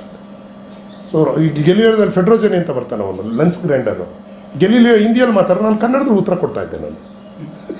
ಯಾಕಂದರೆ ಅವ್ನು ರೂಮ್ ಇಟ್ಟಿದ್ದ ನನಗೆ, ಅವನು ಅರ್ಥ ಆಗ್ತಿತ್ತು ಅವನಿಗೆ, ಅವ್ನು ಹಿಂದಿಯಲ್ಲಿ ಮಾತಾಡ್ತಾ ಇದ್ದ. ಹೀಗಾಗಿ ನಮ್ಮ ಕನ್ನಡತನ ನಾವೇನು ಬಿಟ್ಕೊಟ್ಟಿಲ್ಲ, ಅರ್ಥ ಆಯ್ತಾ. ಇವಾಗ ಒಂದು ಸರಿ KV ಸುಬ್ಬಣ್ಣ ಅವ್ರು ಬಂದಿದ್ದರು ನಮ್ಮ ಸೀನಿಯರ್ ಬ್ಯಾಚ್ ಮಾಡಲಿಕ್ಕೆ, ಲೋಕಶಾಕುಂತಲ ಮಾಡಿದ್ರು. ಜಂಬೆಯವರದ್ರಲ್ಲಿ ನಮ್ಮ ಬಾನೀಶರದ್ದು ಇವರೆಲ್ಲ. ಹೀಗಾಗಿ ನಮಗೆ ಒಂದು ರೀತಿ ಈ ಕಾರಂತರು ಇಲ್ಲದೇ ಇದ್ದರೂ ಕೂಡ ಆ ಪರಂಪರೆ ಮುಂದುವರಿತು. ಅಲ್ಕಾಜಿಯ ಪರಂಪರೆ ಮತ್ತು ಕಾರಂತರ ಪರಂಪರೆ ಈಗ ಬೇರೆ ಆಗಿದೆ. ಈಗ NST ಬಾರಂಗಮ್ ಶುರು ಮಾಡಿದೆ, ಈಗ ನೋಡಿ ಮತ್ತೆ ಡಿಸೆಂಟ್ರಲೈಸ್ ಆಗಿದೆ. ನಮಗೆ ಬೆಂಗಳೂರಿಗೆ ಯಾಕೆ NST ಬಂದಿದೆ? ಯಾಕಂದರೆ ಒಂದು 70-75 ಜನ NST ಗ್ರ್ಯಾಜುಯೇಟ್ಸ್ ಇದ್ದೀವಿ. ದೇಶದಲ್ಲಿ ಯಾವ ರಾಜ್ಯದಲ್ಲೂ ಇದಿಲ್ಲ. ಅದ್ರ ಕಾಂಟ್ರಿಬ್ಯೂಷನ್ ಯಾರಿಗೂ ಹೋಗಬೇಕು? ಕಾರಂತರಿಗೂ ಹೋಗಬೇಕು. ಅವರಲ್ಲಿ ಡೈರೆಕ್ಟರ್ ಆಗಿದ್ದ ಕಾರಣಕ್ಕೆ ಕನ್ನಡದ ಮಕ್ಕಳು ಹೋಗಿ ಶುರುವಾದರು. ಹೆಗ್ಗೋಡವರು ಏನು ಇವಾಗ ಕಟ್ಟಿದಾರಲ್ಲ, ಅವರೆಲ್ಲರೂ NST ಗ್ರ್ಯಾಜುಯೇಟೆ. ಅಕ್ಷರ NST ಗ್ರ್ಯಾಜುಯೇಟು, ಜಂಬೆ NST ಗ್ರ್ಯಾಜುಯೇಟು, ಆಮೇಲೆ ಕಿಟ್ಟಿ ಅವ್ರು ಬಂದಮೇಲೆ ಅದು ಶಾಲೆ ಶುರು ಮಾಡಿತ್ತು ಅವರು. ಒಂದು ಸರಿ ನನ್ನ ಕ್ಲಾಸ್ಮೇಟ್ ಕಿಟ್ಟಿ ನೀನಾಸ ಮುಗಿಸ್ಕೊಂಡು ಬಂದಿದ್ದ ಅಲ್ಲಿಗೆ. ಯಾಕಂದರೆ ನಾವು ಬಾದಲ್ ಸರ್ಕಾರ ವರ್ಕ್ಶಾಪ್ನಲ್ಲಿ ಒಟ್ಟಾಗಿದ್ದು, ನಾವು ಒಂದು ಕ್ಯಾಂಪಲ್ಲಿ ಇಲ್ಲಿ ಬೆಂಗಳೂರಲ್ಲಿ ಆಗಿತ್ತು, ಸಮುದಾಯ ಮಾಡಿತ್ತು. ಆಮೇಲೆ ನಾನು ನೀನಾಸಂ ಮತ್ತೆ ಅನ್ನೋದು ಡೈರೆಕ್ಟಾಗಿ ಆಗೋದೆ ನಾನು. ಹಾಗಾಗಿ ಅದು ನೀವು ಹೇಳ್ದಂಗೆ ಈಗಲೂ ಹಂಗಿದೆಯಲ್ಲ. ಈಗ ನೋಡಿ ಹಿಂದಿ ಈಗ ಹೇಳ್ತಾ ಇದ್ದಾರಲ್ಲ ಇಂಡೈರೆಕ್ಟಾಗಿ, ಹಿಂದಿ ದಿವಸ ಅಂತ ಮಾಡ್ತಾ ಇದ್ದಾರೆ. ಇವಾಗ ನನಗೂ ಕೂಡ ಈಗ NSTಗೆಲ್ಲ ಹಿಂದಿಯಲ್ಲಿ ಲೆಟ್ರ್ಗಳು ಬರ್ತಾ ಇದ್ದಾವೆ. ಅದು ನಾನು ಇಂಗ್ಲೀಷಲ್ಲೇ ಉತ್ತರ ಕೊಡ್ತೀನಿ. ಮೊನ್ನೆ ಕನ್ನಡದಲ್ಲಿ ಬರ್ದಿದ್ದೀನಿ, ಒಂದು ಟ್ರಾನ್ಸ್ಲೇಟ್ ಮಾಡ್ಕೊಳ್ಳಿ ಅವರು ಅಂತ. ಇವಾಗ ಯಾರು ಬಂದು ನನಗೊಂದು ರೆಫರೆನ್ಸ್ ಲೆಟ್ರ್ ಕೊಡಬೇಕಾಯಿತು, ಲೆಟ್ರೇಟ್ ಅಂದೇನೆ ಕನ್ನಡದಲ್ಲಿತ್ತು, ಕನ್ನಡದಲ್ಲಿ ಕಳಿಸಿದ್ದೀನಿ, ಅವ್ರು ಓದ್ಕೊಳ್ತಾರೆ. ಇಲ್ಲ ನಾನು ಲೆಟ್ರೇಟ್ ಸೈನ್ ಇರುತ್ತಲ್ಲ, ಗೊತ್ತಾಗುತ್ತೆ ಏನು ಮಾಡಿದ್ದಾರೆ ಅಂತ. ಸೊ ನಮ್ಮತನವನ್ನು ನಾವು ಬಿಟ್ಕೊಡ್ಬಾರ್ದು.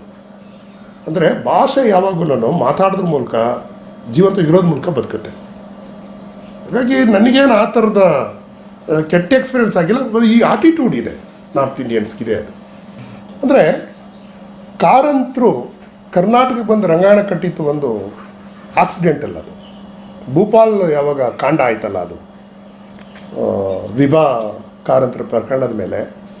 ಸೊ ಭೂಪಾಲಲ್ಲಿ ಎಷ್ಟು ಅದ್ಭುತ ಕಟ್ಟಿದ್ರು ಅಂದರು ನನಗೆ ಗೊತ್ತಿದೆ.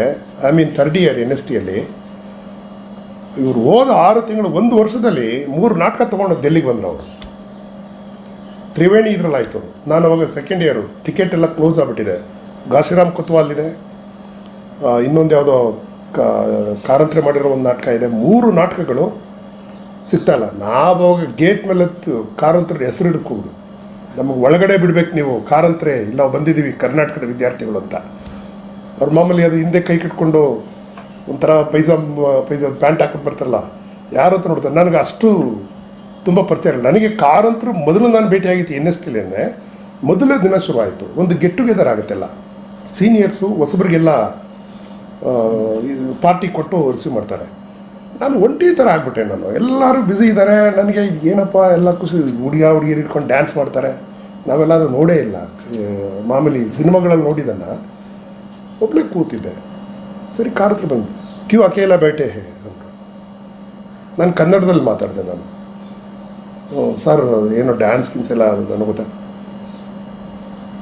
ಹಿಂದಿ ಮೇ ಬಾತೆ ಕರ್. ಕನ್ನಡದವ್ರನ್ನ ನಾವು ಹೇಳಿದ್ರೆ 2 ಸೆಕೆಂಡ್ ಶಾಕ್ ಆಯ್ತು. ಏನು ಕಾರಂತರ ಏನಿದು ಕನ್ನಡ ಬರಲ್ವ ಇವರಿಗೆ ಅನ್ನೋ ಥರ. ಆಮೇಲೆ ಗೊತ್ತಾಯಿತು, ಯಾಕಂದರೆ ಅದು ನೋಡಿ ಅವರು ಎಷ್ಟು ಸೂಕ್ಷ್ಮವಾಗಿ ಮೊದಲನೇ ದಿನವೇ ಗಮನಿಸಿದ್ದಾರೆ ನನ್ನ. ಅಂದರೆ ನಾನು ಒಂಟಿ ಇರೋದು ಗೊತ್ತಾಗಿದೆ ಅವರಿಗೆ, ನಮ್ಮ ಪರಿಚಯ ಬೇರೆ ಇಲ್ಲ. ನಾನು ಆಮೇಲೆ ನಾನು ಬೆರಿತಾ ಇಲ್ಲ ಯಾರ ಜೊತೆಗೂ ನಾನು. ಸೊ ಕೊನೆಗೆ ಅದು ಹಿಂದಿ ಮಾತಾಡೋದು ಅವಾಗ ನಾನು ಅಂದ್ಕೊಂಡೆ, ಇನ್ಯಾರೋ ಒಬ್ಬರನ್ನ ಕಳಿಸ್ಕೊಟ್ರು ಅವರು, ಯಾರು ಹಿಂದಿ ಹುಡುಗನನ್ನು. ಇದು ನಡೆದಿತ್ತದು.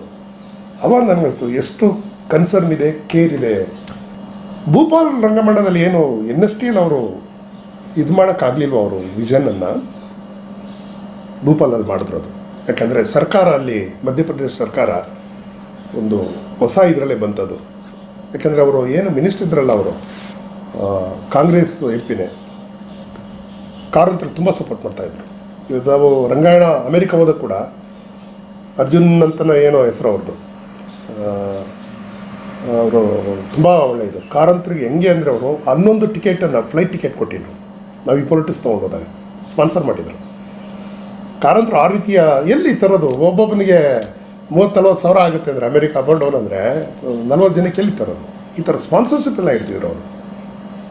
ಅರ್ಜುನ್ ಸಿಂಗ್ ಅವರು ಅಂದರೆ ಅವರು ಅವಾಗ ಅಲ್ಲಿ ಸಿ ಎಮ್ ಆಗಿದ್ದಾಗ ಏನು ನೇಮಿಚಂದ್ರ ಜೈನ್ ಅವರ ಇವರಿದ್ದಾರೆ, ಅಶೋಕ್ ವಾಜಪೇಯಿ ಅವರು IAS ಆಫೀಸರ್ ಅವರು ಕವಿ, ಹಿಂದಿ ಕವಿ ಅವರು ಇದನ್ನು ಈ ಕನಸನ್ನು ಕಳ್ತಾರೆ. ಅವಾಗ ಇವರು ಸ್ವಾಮಿನಾಥನ್ನು, BV ಕಾರಂತರು ಅಲ್ಲಿ ಟ್ರೈಬಲ್ ಇದು ಎಲ್ಲ ಮಾಡಿ ಒಂಥರ ಮಧ್ಯಪ್ರದೇಶ ಅನ್ನೋದು ಭೂಪಾಲ್ ರಂಗಮಂಡಲಿಂದ ಮನೆ ಮಾತಾಗೋಯ್ತು. ಯಾಕಂದರೆ ಅಲ್ಲಿ ಅಂತರಂಗ ಅಂತ ಒಂದು ಇದು ಕಟ್ಟಿದ್ರು, ಒಂದು ತಾಲಾಬಿಂದನೇ, ಒಂದು ಸರೋವರದಿಂದನೇ ಒಂದು ಓಪನ್ ಏರ್ ಥಿಯೇಟ್ರ್ ಕಟ್ಟಿದ್ರು. ನಾವೆಲ್ಲ ಅಲ್ಲಿ ಹೋಗಿದ್ದೀವಿ. ಆಮೇಲೆ ಅಲ್ಲಿ ಯಾವಾಗ ಇದು ಒಂದು ರೀತಿ ಅಲ್ಲೂ ಮಾಮೂಲಿ ಇರ್ತದಲ್ಲ, ಈ ಕನ್ನಡದವ್ರು ಬಂದು ಇಲ್ಲಿ ಇದು ಮಾಡಿಬಿಟ್ಟಿದ್ದಾರೆ, ಲೋಕಲ್ ಯಾವಾಗೂ ಟಾಲರೆನ್ಸ್ ಇರಲ್ಲ ಅದು. ಸೊ ಅವರ ಸಕ್ಸಸ್ ಇವೆಲ್ಲ ಬಂದಾಗ ಲೋಕಲ್ ಅಮೆಟರ್ಸ್ ಇವರೆಲ್ಲ ನಿಧಾನಕ್ಕೆ ಶುರು ಆಯ್ತದು. ಈಗ ನೋಡಿ ಅದು ಮುಚ್ಚೋಗಿದೆ. ಭೂಪಾಲ್ ರಂಗಮಂಡಲ್ ಯಾವುದೋ ಒಂದು ರಾಜಕೀಯ ಅಡ್ಡ ಆಗಿದೆ. ಈಗ ಎಲ್ಲ ದೊಡ್ಡ ದೊಡ್ಡ ಜೀನಿಯಸ್ ಆಗಿದ್ದವರೆಲ್ಲ ಇದು ಬಂದರು. ಯಾಕಂದರೆ ಕಾರಂತರು ಮುಕ್ತತೆಯನ್ನು ಕೊಡ್ತಾರೆ ಎಲ್ರಿಗೂ. ಅದು ಹುಡುಗ ಹುಡುಗಿರಿರಲಿ ಏನೇ ಇರಲಿ. ಇವಾಗ ರಂಗಾಯಣದ ಹೇಳೋದಾದರೆ ನಮ್ಮ ಏನಿವಾಗ ಕಲಾಮಂದಿರ ಇದೆಯಲ್ಲ ಹುಣಸೂರು ರೋಡು, ರಂಗಾಯಣ ಶುರುವಾಗಿತ್ತು 89 ಸಂಕ್ರಾಂತಿ ದಿನ. ಇದರಲ್ಲಿ ಅವತ್ತೊಂದು ಹೊಸ ಅಡ್ಡ ಕಂಪೋಸ್ ಮಾಡಿದ್ರು, ಸೋಲಿಸಬೇಡ ಕೇಳಿಸಯ್ಯ ಅಂತ. ಅದು ಪ್ರಾರ್ಥನೆ ರಂಗಾಯಣದಂದರು. ಸರ್ ನಿಮ್ಮ ಪ್ರಾರ್ಥನೆ ಗಜವದನ ಅಲ್ವಾ ಅಂತ. ಇಲ್ಲ ರಂಗಾಯಣದ ಪ್ರಾರ್ಥನೆ ಅಂದರೆ ಆ ರೀತಿ ಒಂದಿದು ಸೋಲಿಸಬೇಡ. ಈ ಪದ್ಯ ತಿರ್ಗಾ ಅದು ಒಂದು ಜನಪದ ಗೀತೆ, ಅದು ಬಿಳಿಗಿರಿ ರಂಗನ ಬಗ್ಗೆ ಇರೋದು, ಅದು ನಮ್ಮ ಕನ್ನಡದ ಇದು. ಸೊ ಆಮೇಲೆ ಮೊದಲು ನಾಟಕ ಮಾಡಿದ ಕಿಂದಿರ ಜೋಗಿ ಮಾಡಿದ್ರು ಅವರು, ರಾಷ್ಟ್ರಕವಿ ಕುವೆಂಪುದು ಈ ಥರದ್ದು. ಆ ಪದ್ಯ ರಂಗಾಯಣದ ಒಂದು ಪ್ರಾರ್ಥನೆ ಗೀತೆಯಾಗಿ ಅದು ಉಳ್ಕೊಳ್ತದೆ. ಸೋಲಿಸಬೇಡ ಗೆಲ್ಲಿಸಯ್ಯ ಅನ್ನೋದು ಹೆಂಗದ್ರಿಗೆ ಭೂಪಾಲನಲ್ಲಿ ಸೋತ್ಬಿಟ್ಟಿದ್ದೀನಿ ಅನ್ನೋ ಥರನೂ ಇರ್ಬೋದು, ಇಲ್ಲಿ ಆ ಥರ ಆಗೋದು ಬೇಡ ಅನ್ನೋ ಒಂದು ಮುನ್ಸೂಚನೆ ಇರ್ಬೋದು. ಆದರೆ ಕಾರಂತರು ನಾನು ಅವರ ಕೊಲಿಗಾಗಿ ಅವರ ನೆಕ್ಸ್ಟ್ ಇದರಲ್ಲಿದೆ ರೆಪೆಟ್ರಿ ರಂಗಪ್ರಮುಖ ಅಂತ, ರೆಪೆಟ್ರಿ ಚೀಫ್ ಅಂತ ಏನಿದೆ, ಅವರು ಅಡ್ವೈಸರ್ ಇದ್ದರು ಸರ್ಕಾರಕ್ಕೆ. ಬಟ್ ಇಲ್ಲಿ ಕಾರಂತರಿಗೆ ನಟರುಗಳನ್ನು ಟ್ರೈನಿಂಗ್ ಮಾಡಲಿಕ್ಕೆ ಬೇಕಾದಂಥ ಇದನ್ನು ತೊಗೊಂಡ್ರು. ನಮ್ಮದು NST ಏನಿದೆ, ಒಂದು ಮಾಡರ್ನ್ ಡ್ರಾಮಾ ಟೀಚ್ ಮಾಡೋಕ್ಕೆ ಟೀಚರ್ ಇದ್ದಾರೆ, ವೆಸ್ಟರ್ನ್ ಇದ್ದಾರೆ. ಇಲ್ಲಿಲ್ಲ, ಅಲ್ಲಿ ಎಲ್ಲವೂ ವಿಸಿಟಿಂಗ್ ಆಗಿ ಕರೆಯೋರು. ಈಗ ನೋಡಿ ಹಿಪೋಲಿಟಸ್ ಮಾಡಿದಾಗ ಒಬ್ಬ ಗ್ರೀಕ್ನವನು, ಅವನು ಇಲ್ಲಿ ಬಂದ, ಅವನು ಕಟ್ಟಿದ ಅದು ಎಲ್ಲಿ ಕೊನೆಗೆ ನಾವು ಲಾಮಾಮಾ ಥಿಯೇಟ್ರಲ್ಲಿ ಮಾಡಬೇಕಾಯ್ತು, ಆಫ್ ಬ್ರಾಡ್ ಏನು ಕರಿತೀವಿ, ಅಲ್ಲಿ ಹೋಯ್ತದ್ದು ರಂಗಾಯಣದ್ದು. ಅಂದರೆ ಇಡೀ ಇಂಟರ್ನ್ಯಾಷನಲ್ ಆಗೋಯ್ತು ರಂಗಾಯಣ. ಇದು ರಂಗಾಯಣ ಎನ್ಸಾಂಬಲ್ ಅಂತಲೇ ಅಲ್ಲಿ ನಾವು ಕರಿತಾಯಿತ್ತು. ಅಂದರೆ ಈ ಕೊಡುಗೆ ಐತಲ್ಲ ಕಾರಂತರಿಗಿರೋ ಆ ಲಿಂಕ್ಗಳನ್ನು ಕರ್ನಾಟಕ ಅದನ್ನೊಂದು ಅವ್ರು ಯಾವಾಗ ಅದು ಕಾಂಡ ಆದಾಗ ನಮ್ಮ ಆಗ CM ಏನಿದ್ರು ರಾಮಕೃಷ್ಣ ಹೆಗಡೆ ಅವರು, MP ಪ್ರಕಾಶ್ ಇರ್ಬೋದು, ಅಥವಾ ಲಂಕೇಶ್ನ ಒಂದು ಡೆಲಿಗೇಷನ್ ಹೋಯ್ತು ಎಲ್ಲ ನಮಗೆಲ್ಲರಿಗೂ. ನಮ್ಮ ಜನಾರ್ದನ್ನು ಅಲ್ಲ, ಇದು ಇಕ್ಬಾಲ್ ನಮ್ಮ ಕನ್ನಡದ ಹುಡುಗ ಅಲ್ಲೇ ಇದ್ದ ಇದೆಲ್ಲ ಆದಾಗ. ಇಕ್ಬಾಲ್ ಅಹಮದ್ ಭೂಪಾಲಲ್ಲಿದ್ದ ಅವನು ಅಲ್ಲಿ ಆ ಟೈಮಲ್ಲಿ. ಆಮೇಲೆ ಸತ್ಯರಾವತ್ ಅಲ್ಲಿ ಇದ್ದಂಥ ಹುಡುಗ ಇವರೆಲ್ಲ. ಇವ್ರು ನಮಗವೆಲ್ಲ ಇವು ಕಾರಂತ ನಾನು ಡೆಲ್ಲಿಯಿಂದ ಬಂದಾದಮೇಲೆ ನಾನು ಉತ್ತರ ಕರ್ನಾಟಕ ಫೆಲೋಶಿಪ್ ತೊಗೊಂಡು ಮಾಡಿದೆ. ಕಾರಂತರು ಸಿಗಲಿಲ್ಲ ಅಂತ ನಾನು ಹೊರಗಿದ್ದೇ ಇತ್ತು. ಸೊ ನಾನು ಧಾರವಾಡದಲ್ಲಿ 2 ನಾಟಕವನ್ನು ಸಮುದಾಯಕ್ಕೆ ಮಾಡ್ತಾಯಿದ್ದೆ. ಒಂದು ಸಂತ್ಯಾಗ್ ನಿಂತಾನ್ ಕಬೀರ ಇಲ್ಲಿ ಧಾರವಾಡದಲ್ಲಿ, ಆಮೇಲೆ ಕೆರೆಗೆಯಾರ. ಹುಬ್ಬಳ್ಳಿಯಲ್ಲಿ ಬಂದು ಶೇಖರ್ ಅವರು ಅರಗಿನ ಬೆಟ್ಟ ಮಾಡ್ತಾಯಿದ್ದೆ ನಾನು. ಮಾರ್ನಿಂಗ್ ರಿಹರ್ಸಲ್ ಹುಬ್ಬಳ್ಳಿಯಲ್ಲಿ, ಸಂಜೆ ರಿಹರ್ಸಲ್ ಇಲ್ಲಿ ಗಾಂಧಿ ಭವನದಲ್ಲಿ. ಆವಾಗ ರಂಗಾಯಣದ ಇಂಟರ್ವ್ಯೂ ಅಲ್ಲಿ ನಡೀತಾ ಇತ್ತು. ಆಮೇಲೆ ಒಂದು ಸರಿ ಆಗಿದ್ರು ಕಾರಂತರಲ್ಲಿ 1 ವಾರ ಇರ್ತಾರಂತೆ ಗೊತ್ತಾಯ್ತು ಧಾರವಾಡದಲ್ಲಿ. ಅವ್ರು ಉಳ್ಕೊಂಡಿರೋ ಜಾಗಕ್ಕೆ ಹೋಗಿ, ಸಾರ್ ಇಲ್ಲೊಂದು ನಾನು ಕ್ಯಾಂಪ್ ಮಾಡ್ತಾಯಿದ್ದೀನಿ, ದಯಮಾಡಿ ನೀವು ರಂಗಸಂಗೀತ ಕುರಿತು ಮಾತಾಡೋಕ್ಕೆ ಬರಬೇಕು ಅಂತ ಹೇಳ್ದು. ಅದು 2ನೇ ಭೇಟಿ ನಾನು ಕಾರಂತರದ್ದು.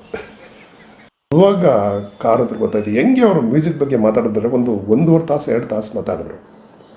ಕಾಶ್ಮೀರದಿಂದ ಹಿಡಿದು ಕನ್ಯಾಕುಮಾರಿವರೆಗೂ ಸಂಗೀತದ ನದಿಯ ರೂಪಕ ಇಟ್ಕೊಂಡು ಮಾತಾಡಿದ್ರು. ಕಾಶ್ಮೀರದಲ್ಲಿ ಈಗ ಚುಂಚುಂಚರೆ ಯಾಕೆ ಬರುತ್ತೆ ಅಂದರೆ ಅಲ್ಲಿ ನೀರು ಜಿಗ್ ಜಿಗ್ ಜಿಗ್ ಇಳಿತಾ ಇರ್ತದೆ. ಬಟ್ ಅಲ್ಲ ಅದಕ್ಕೆ ಹಾಡುಗಳು ಹಂಗಿದ್ದಾವೆ ಅನ್ನೋರು. ನೀವು ಬರ್ತಾ ಬರ್ತಾ ಬರ್ತಾ ಯಮುನಾ ತೀರಕ್ಕೆ ಬಂದರೆ ಅದು ನಿದ್ದೆ ಮಾಡ್ತಾ ಇದೆ ನದಿ, ಅದು ಅದಕ್ಕೆ ಹಿಂದೂಸ್ತಾನಿ ಅಂತ ಇರುತ್ತೆ ಅನ್ನೋ ಥರ. ಅದು ನೀವು ಈ ಕಡೆ ಚೆನ್ನಾಗಿ ಬಂದ್ರೆ ಅದು ಕರ್ನಾಟಕ ಶುರು ಮಾಡಿದೆ ಡಗ್ ನೋಡಿ. ಇದು ಸುರ ಮೇಲೆ ಮೇರಾ ಸುರ್. ಆಮೇಲೆ ಕಾರಂತರಿದ್ದು ಯಾವಾಗೋ ಹೇಳಿದರು ನನಗೆ ಅದನ್ನು. ಅಂದರೆ ಆ ಒಂದು ನೇಚರ್ ಜೊತೆ ಹುಡ್ಕೋದಿದೆಯಲ್ಲ ಧ್ವನಿಯನ್ನು. ಸೊ ನನಗೆ ನಾನು ಮ್ಯೂಸಿಕ್ ಎಲ್ಲ ಕಂಪೋಸ್ ಮಾಡ್ತಾ ಇದ್ದೆ. ನನ್ನ ನಾಟಕಗಳು ನಾನೇ ಮಾಡ್ತಿದ್ದೆ, ಯಾಕಂದರೆ ನಾನು ರಿದಮ್ ಬೇಸ್ ಮಾಡ್ತೀನಿ, ನಾನು ಹಾರ್ಮೋನಿಯಮ್ ಎಲ್ಲ ಮಾಡಲ್ಲ, ನೊಟೇಷನ್ ಎಲ್ಲ ಮಾಡಲ್ಲ ನಾನು. ಬಟ್ ಕಾರಂತರ ಇದು ಹೇಳಾದ್ಮೇಲೆ ಹೌದಲ್ವ ಅಂತ ನಂದು ಎಷ್ಟೋ ಹಾಡುಗಳು ನಾನು ಕಂಪೋಸ್ ಮಾಡಿದ್ದೀನಿ ನಾನು. ಅವ್ರು ನೋಡಾದ್ಮೇಲೆ ನಾನು ಶುರುವಾಯ್ತು. ಆಮೇಲೆ ಅವ್ರದ್ದು ಇದನ್ನು ಗೋಲ್ಕೊಂಡದಲ್ಲಿ ಲೈಟ್ ಆ್ಯಂಡ್ ಸೌಂಡ್ ಇದಕ್ಕೆ ಮಾಡಿದ್ದಾರೆ ನೋಡಿ, ಸೌಂಡ್ ಇದು ಮಾಡಿದ್ದಾರೆ, ಅಮಿತಾಬ್ ಬಚ್ಚನ್ ವಾಯ್ಸ್ ಇದೆ ಅದರಲ್ಲಿ. ಇಡೀ ಒಂದು ಸ್ಥಾವರಗೊಂಡಂಥ ಒಂದು ಮಾನ್ಯುಮೆಂಟು ಜೀವಂತಗೊಳ್ಬಿಡುತ್ತೆ ಧ್ವನಿಯಲ್ಲಿ. ಅಂದರೆ ಅದು ಸೌಂಡ್ ಇಂಜಿನಿಯರ್ ಮಾಡ್ತಾರೆ ಸರಿ, ಬಟ್ ಧ್ವನಿ ವಿನ್ಯಾಸ ಮಾಡೋದು ಇದೆಯಲ್ಲ ಆರ್ಟಿಸ್ಟಿಕ್ಕಾಗಿ ಅದು ಸುಲಭ ಅಲ್ಲ, ಅದು ಕಾರಂತರಿಗೆ ಅದು ಸಿಕ್ಕಿತ್ತದು. ರಂಗಾಯಣ ಸೇರಿದಾಗ ಯಾಕೆ ನಾನು ಹಾಕಿರಲಿಲ್ಲ ರಂಗಾಯಣಕ್ಕೆ. ಮೊದಲೇ ಏನಿತ್ತಂದ್ರೆ ರಂಗಾಯಣದ ಇಂಟರ್ವ್ಯೂ ಎಲ್ಲ ನಡಿಬೇಕಾದ್ರೆ ಟೀಚರ್ಸ್ದು ಅನೌನ್ಸ್ ಆಗ್ಬಿಟ್ಟಿತ್ತು, ಯಾರ್ಯಾರು ಆಗ್ತಾರೆ ಅಂತ ಪೇಪರೆಲ್ಲ ಬರ್ತಿತ್ತು, ಇಂಥವ್ರು ಇರಬೇಕು ಅನ್ನೋ ಥರ. ಸೊ ಸರ್ಕಾರ ಏನು ಮಾಡ್ತು, ಇಲ್ಲಿ ಆದಾಗ ಭೂಪಾಲ್ ಥರ ಇದು ಆಗಬಾರ್ದು ಸ್ಕ್ಯಾಂಡಲ್ಲು, ಆಮೇಲೆ ಇದು ಸರ್ಕಾರ ಇನ್ವಾಲ್ವ್ ಆಗಿದೆಯಲ್ಲ, ಸೊ ಅದು ಅಡ್ವರ್ಟೈಸ್ಮೆಂಟ್ನ ಹಾಕಿದ್ರು. ಈ ಥರದ್ದು 4-5 ಪೋಸ್ಟನ್ನು ಅನೌನ್ಸ್ ಮಾಡಿದ್ರು. ನಾನು ವರ್ಕ್ಶಾಪ್ ಮುಗಿಸ್ಕೊಂಡು ಬಂದೆ, ಅದು ಪ್ರೋಸೆಸ್ ಶುರುವಾಗಿತ್ತು.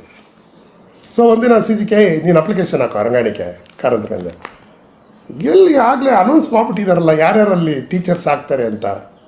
ಅದು ಹೆಂಗೆ ಇದು ಕಾರಂತರಾಗಲೇ ಓಪನ್ ಆಗಿ ಹೇಳಿದ್ದಾರೆ ಪೇಪರಲ್ಲಿ ಬಂದು, ನಾನು ಧಾರವಾಡದಲ್ಲೇ ನೋಡಿದ್ದೀನಿ ಅದನ್ನು, ಯಾರ್ಯಾರು ತೊಗೊಳ್ತಾರೆ ಅಂತ. ನಾವು ಹಾಕಿದ್ರು ಸುಮ್ಮನೆ ಅದು ಇಂಟ್ರ್ಯೂಗೆ ಹೋಗಿ ಬರಬೇಕಷ್ಟೇ, ಉಪಯೋಗ ಏನಿಲ್ಲ ಅಂತ ಅಂದ್ಕೊಂಡೆ. ಇಲ್ಲ ನೀನು ಹಾಕೋ ಅನ್ನೋ ಥರ. ಆಮೇಲೆ ಕೊನೆಗೆ ವಿಠಲ್ ಮೂರ್ತಿಯವರು ಸೆಕ್ರೆಟ್ರಿ ಇದ್ದರು, ಇಲ್ಲ ನೀವು ಹಾಕಿ ಅಂದರು. ಸರಿ ಇಷ್ಟೆಲ್ಲ ಹಿರಿಯರು ಹೇಳ್ತಾರೆ ಅಂದಮೇಲೆ ನೋಡೋಣ ನಾವು ಒಂದು ಚಾನ್ಸು, ಅದೃಷ್ಟ ನೋಡೋಣ ಅಂದ್ಬಿಟ್ಟು ನಾನು ಹಾಕಿದೆ. ನನ್ನ ಪೋಸ್ಟ್ಗೆ 9 ಜನ ಇದ್ದಾರೆ ಇಂಟರ್ವ್ಯೂಗೆ.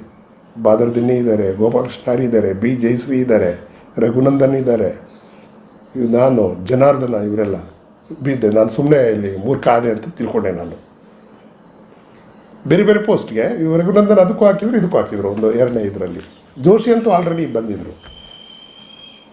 ಆಮೇಲೆ ಅದು ಏನಾಯ್ತು, ಅಲ್ಲಿ ಸೋಲಾಪುರ್ಕರ್ ಅಂತ ಇದ್ದಾರೆ ಅಲ್ಲಿಯ ಆರ್ಟಿಸ್ಟ್ ಅವರು, ಆಮೇಲೆ ವಾಸುದೇವ್ ಅವರು, ಕಂಬಾರ್, ವಿಠಲ್ ಮೂರ್ತಿಗಳು, ನಮ್ಮ ಇವರು ಯಾರು ಕಾರಂತರು ಇಂಟರ್ನಲ್ಲಿದ್ದರು. ನಮ್ಮ ಇಂಟರ್ವ್ಯೂ ಆದಾಗ ಇವ್ರು ಏನು ಮಾಡಿದ್ರು, ಕಾರಂತರಿಗೆ ಎಲ್ಲ ನಿಮ್ಮ ಶಿಷ್ಯರೇ ಬರ್ತಾರೆ, ಯಾರು ಸೆಲೆಕ್ಟ್ ಆದರೂ ನೀವೇನೋ ಮಾಡಿ ತಿಳ್ಕೊಳ್ತಾರೆ, ನೀವು ಇದು ಕೂತ್ಕೊಬೇಡಿ ಅಂತ ಅವರು ಹೊರಗಡೆ ಹಾಕಿದ್ರು. ಯಾವುದಕ್ಕೆ? ನನ್ನ ಪೋಸ್ಟ್ಗೆ. ಸೊ ನನ್ನ ಪೋಸ್ಟ್ ಆದಾಗ ಸಂಜೆ ರಿಸಲ್ಟ್ ಸಿಕ್ತು, ನಾನು ಸೆಲೆಕ್ಟ್ ಆಗಿದ್ದೀನಿ ಅಂತ. ಕಾರಂತರಿಗಾದ್ರೆ ಯಾರು ಬಸಲಿಂಗ ಅಂತ, ಉತ್ತರ ಕರ್ನಾಟಕದವ್ರು ಅಂತ. ಇದೇ ಥರ ನಾನು ಕೇಳಿದ್ದ ಮೊದಲು ಹೆಂಗೆ ಅಂದರೆ, ಚೆನ್ನೈಯಿಂದ ಇಂಟರ್ವ್ಯೂ ಮುಗಿಸ್ಕೊಂಡು NST ಬಂದೆ ನಾನು, ಕಲಾಕ್ಷೇತ್ರಕ್ಕೆ ಬಂದೆ ನಾನು. ಬೆಂಗಳೂರು ಮೇಲಲ್ಲಿ ಒಂದು ನೈಟ್ ಹೋಗಿ ಅದ್ರ ಮಾರನೇ ದಿನ ಇಂಟರ್ವ್ಯೂ ಮುಗಿಸ್ಕೊಂಡು ಬಂದೆ. CGK ಕಾರಂತರು ಗೊತ್ತಾಗ್ಬಿಡುತ್ತಲ್ಲ, ಅವ್ರು ಡೈರೆಕ್ಟರ್ ಅಲ್ವ ಯಾರು ಇಂಟರ್ವ್ಯೂ ಆಗ್ತಾರೆ ಅಂತ. ಅವ್ರು ತಕ್ಷಣ ಯಾರೋ ಬಸಲಿಂಗ ಅಂತ ಉತ್ತರ ಕರ್ನಾಟಕದಿಂದ ಸೆಲೆಕ್ಟ್ ಆಗಿದ್ದಾರೆ ಅಂತ ಹೇಳಿದ್ರು. ಇಲ್ಲ ಅವ್ರು ಬೆಂಗಳೂರು, ನಾನು ಅಲ್ಲೇ ನಿಂತಿದ್ದೆ ಕಲಾಕ್ಷೇತ್ರದಲ್ಲಿ. ನನ್ನ ಹೆಸರು ಬೇರೆ ಬಸಲಿಂಗ ಅಂತ ಹುದ್ದೆ ಇರುತ್ತೆ. ಅವರು ಪರಿಚಯ ಇಲ್ಲ ನಾನು ಹಂಗೆ ನೋಡಿದ್ರೆ, ಅವ್ರು ನೋಡಿದ್ದೀನಿ ಅಷ್ಟೇನೆ. ನಮ್ಮ ಸಮುದಾಯದಿಂದ ಪ್ರಸನ್ನ ಅವರು, ಜನಾರ್ದನ್, ಹಿಂಗೆಲ್ಲ ಪರಿಚಯ ಇದೆ, ನನಗೆ ಪರಿಚಯ ಇಲ್ಲ. ನನಗೆ ಒಂಥರ ಗಿಲ್ ಶುರು ಆಯ್ತು, ಏನೋ ನಾನು ಒಂಥರ ಬೇರೆ ಅತಿಥಿ ಆಗ್ಬಿಟ್ನ ಇಲ್ಲಿ ಅನ್ನೋ ಥರ. ನನಗೊಂದು ಏನಾಯ್ತು ಅಂದರೆ, ರಘುನಂದನ್, ಗಂಗಾಧರ ಸ್ವಾಮಿ ಅವೆಲ್ಲ ಸಮುದಾಯದಲ್ಲಿ ಜೊತೆಲಿ ಕೆಲಸ ಮಾಡೋದು. ಜೋಶಿ ಗೊತ್ತಿದ್ದು ನಾನು ಉತ್ತರ ಕನ್ನಡ ಕೆಲಸ ಮಾಡಿದಾಗ. ಅಂದರೆ ಕಾರಂತರು ನನಗೆ ಈಸ್ ನಾಟ್ ಹ್ಯಾಪಿ ಅಂತ ಅನ್ನಿಸ್ತು ನನಗೆ, ನನ್ನ ಸೆಲೆಕ್ಷನ್ನು. ಅವ್ರ ತಲೆಯಲ್ಲಿ ಯಾರಿದ್ರೋ ನನಗೆ ಗೊತ್ತಿಲ್ಲ. ಆಮೇಲೆ ಜಯಶ್ರೀ ಅವರು ಕೂಡ ಅಲ್ಲಿ ಹೇಳಿದ್ರಂತ ಏನೇನೋ ಇದೆ ಅದು ಕತೆಗಳು, ಅವನ್ನೆಲ್ಲ ಇದು ಬೇಕಾಗಲ್ಲ ಇದಕ್ಕೆ. ಎಲ್ಲ ಆದಮೇಲೆ ಮೀಟಿಂಗ್ ನಡೆದಿದೆ ಅವಾಗ, ನಮ್ಮ ಸ್ಟಾಫ್ ಮೀಟಿಂಗ್. ಅಂದರೆ ಟೀಚರ್ಸ್ಗಳು ನಾವು ಇಷ್ಟು ಜನ. ನಮ್ಮಲ್ಲಿ ರಘುನಂದನ್ ಹಿರಿಯ, ಅವನು ಅಭಿನಯ ಪ್ರಶಿಕ್ಷಕ, ಹೆಚ್ಚು ಇವನ್ನೆಲ್ಲ ಕೊಡ್ತಿದ್ರು. ಬಟ್ ಅವರು ಇದು ಅಂದ್ಕೊಂಡಿದ್ದೀವಿ ಅಂತ ಚರ್ಚೆ ಮಾಡೋರು ಯಾವಾಗ ಕಾರಂತರು. ಅವ್ರು ಏನು ಹೇಳ್ಬಿಟ್ಟು ನಮಗೆ ಇದು ಮಾಡ್ತೀನಿ ಅಂತ ಹೇಳ್ತಿರಲಿಲ್ಲ, ಕಲೆಕ್ಟಿವ್ ಆಗಿ ತೊಗೊಳೋರು. ಆಮೇಲೆ ನಮ್ಮ ಸಲಹೆ ನಾವು ಕೊಡ್ತಾಯಿದ್ದು ಏನು ಮಾಡಬೇಕು ಅನ್ನೋ ಥರ. ಆಮೇಲೆ ಕೊನೆಗೆ ನನಗೆ ಅಂತ ಇದ್ರೂ ಕೂಡ ಕಾರಂತರು ಯಾಕೋ ಖುಷಿ ಇಲ್ಲ ನಾನು ಇಲ್ಲಿ ಬಂದಿರೋದು ಅನ್ನೋ ಥರ ನನಗೆ ಅನ್ನಿಸ್ತದೆ. ಏನದು ಸತ್ಯ ಅಂತಲೂ ಇರಲಿಕ್ಕಿಲ್ಲ.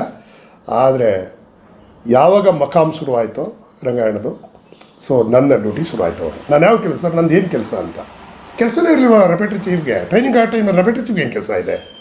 ಆಮೇಲೆ ರೆಪೆಟ್ರಿ ಚೀಫ್ ಅಂದರೆ ಏನಿರ್ತದೆ, ಅವನೇ ಮೈನ್ ನಟ ಇರ್ತಾನೆ ಎಲ್ಲ ರೆಪೆಟ್ರಿಗಳಲ್ಲಿ. ನನ್ನ ನಟ ಬೇರೆ ಅಲ್ಲ, ಏಣ್ಗಿ ನಟರಾಜಿದ್ದಾನೆ, ಅವನಿಗೂ ಅಭಿನಯ ಕೊಡ್ತಾ ಇಲ್ಲ. ಎಲ್ಲ ಹೊಸ ಹುಡುಗರು, ಫ್ರೆಶ್ ಆಗಿದ್ದಾರೆ ಎಲ್ಲರೂ. ಸೊ ಹೀಗೆ ಕೊನೆಗೆ ಯಾವಾಗ ಮಕಾಮ್ ಶುರುವಾಯಿತೋ, ಬೆಳಗಾಮಲ್ಲೇ ಇರ್ಬೋದು. ಆಮೇಲೆ ಪೂರ್ವರಂಗ ಅಂತ ಮಾಡಿದ್ರು, ತುಂಬ ಅದು ಅದ್ಭುತವಾದ ಕಾನ್ಸೆಪ್ಟ್ ಅದವರು. ಯಾಕಂದರೆ ಈ ಯಕ್ಷಗಾನಗಳೆಲ್ಲ ಇದ್ದಾವೆ, ಪೂರ್ವರಂಗಗಳು ಮಾಡ್ತಾರೆ, ಒಂದು ಸಣ್ಣ ಸುತ್ತಾಟ ಮಾಡ್ತಾರೆ ಅದನ್ನು.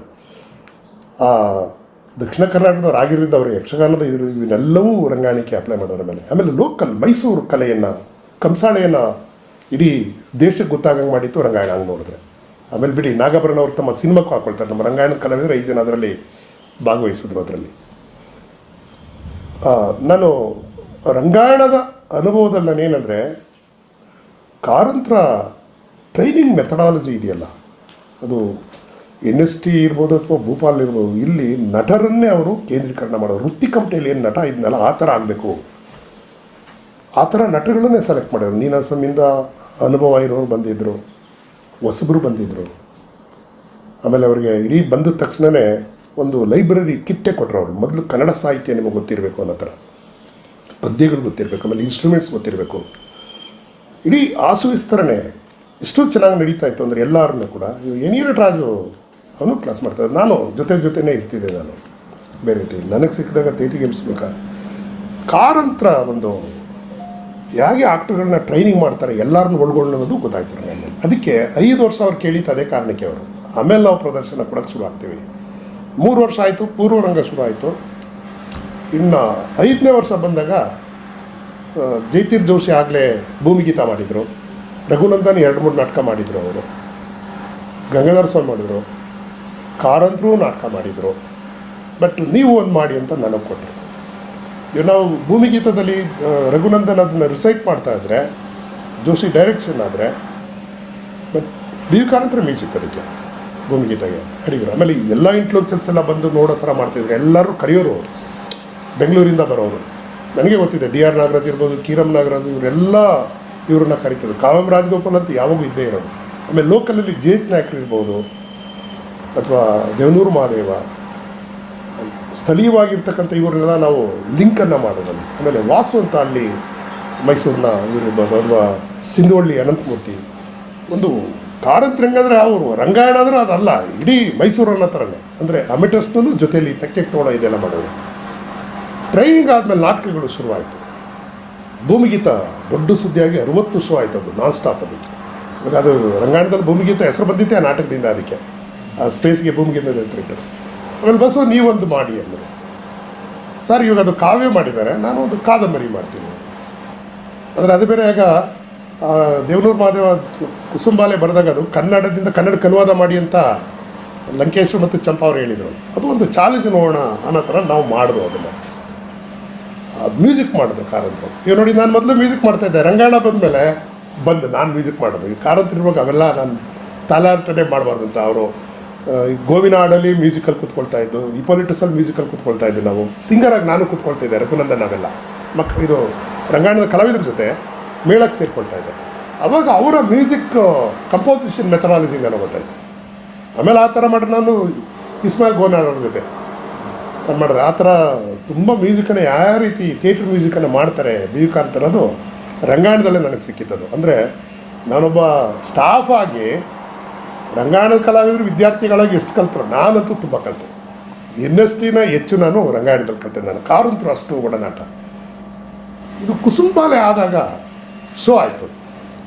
ಒಂದು ಬೋರ್ಡ್ ಇತ್ತು, 4 ವರ್ಷದ ಮೇಲೆ ಪ್ರವೇಶ ಇಲ್ಲ ಅಂತ ಬೋರ್ಡ್ ಹಾಕೋರು ಬೇಕಾದ್ರೆ.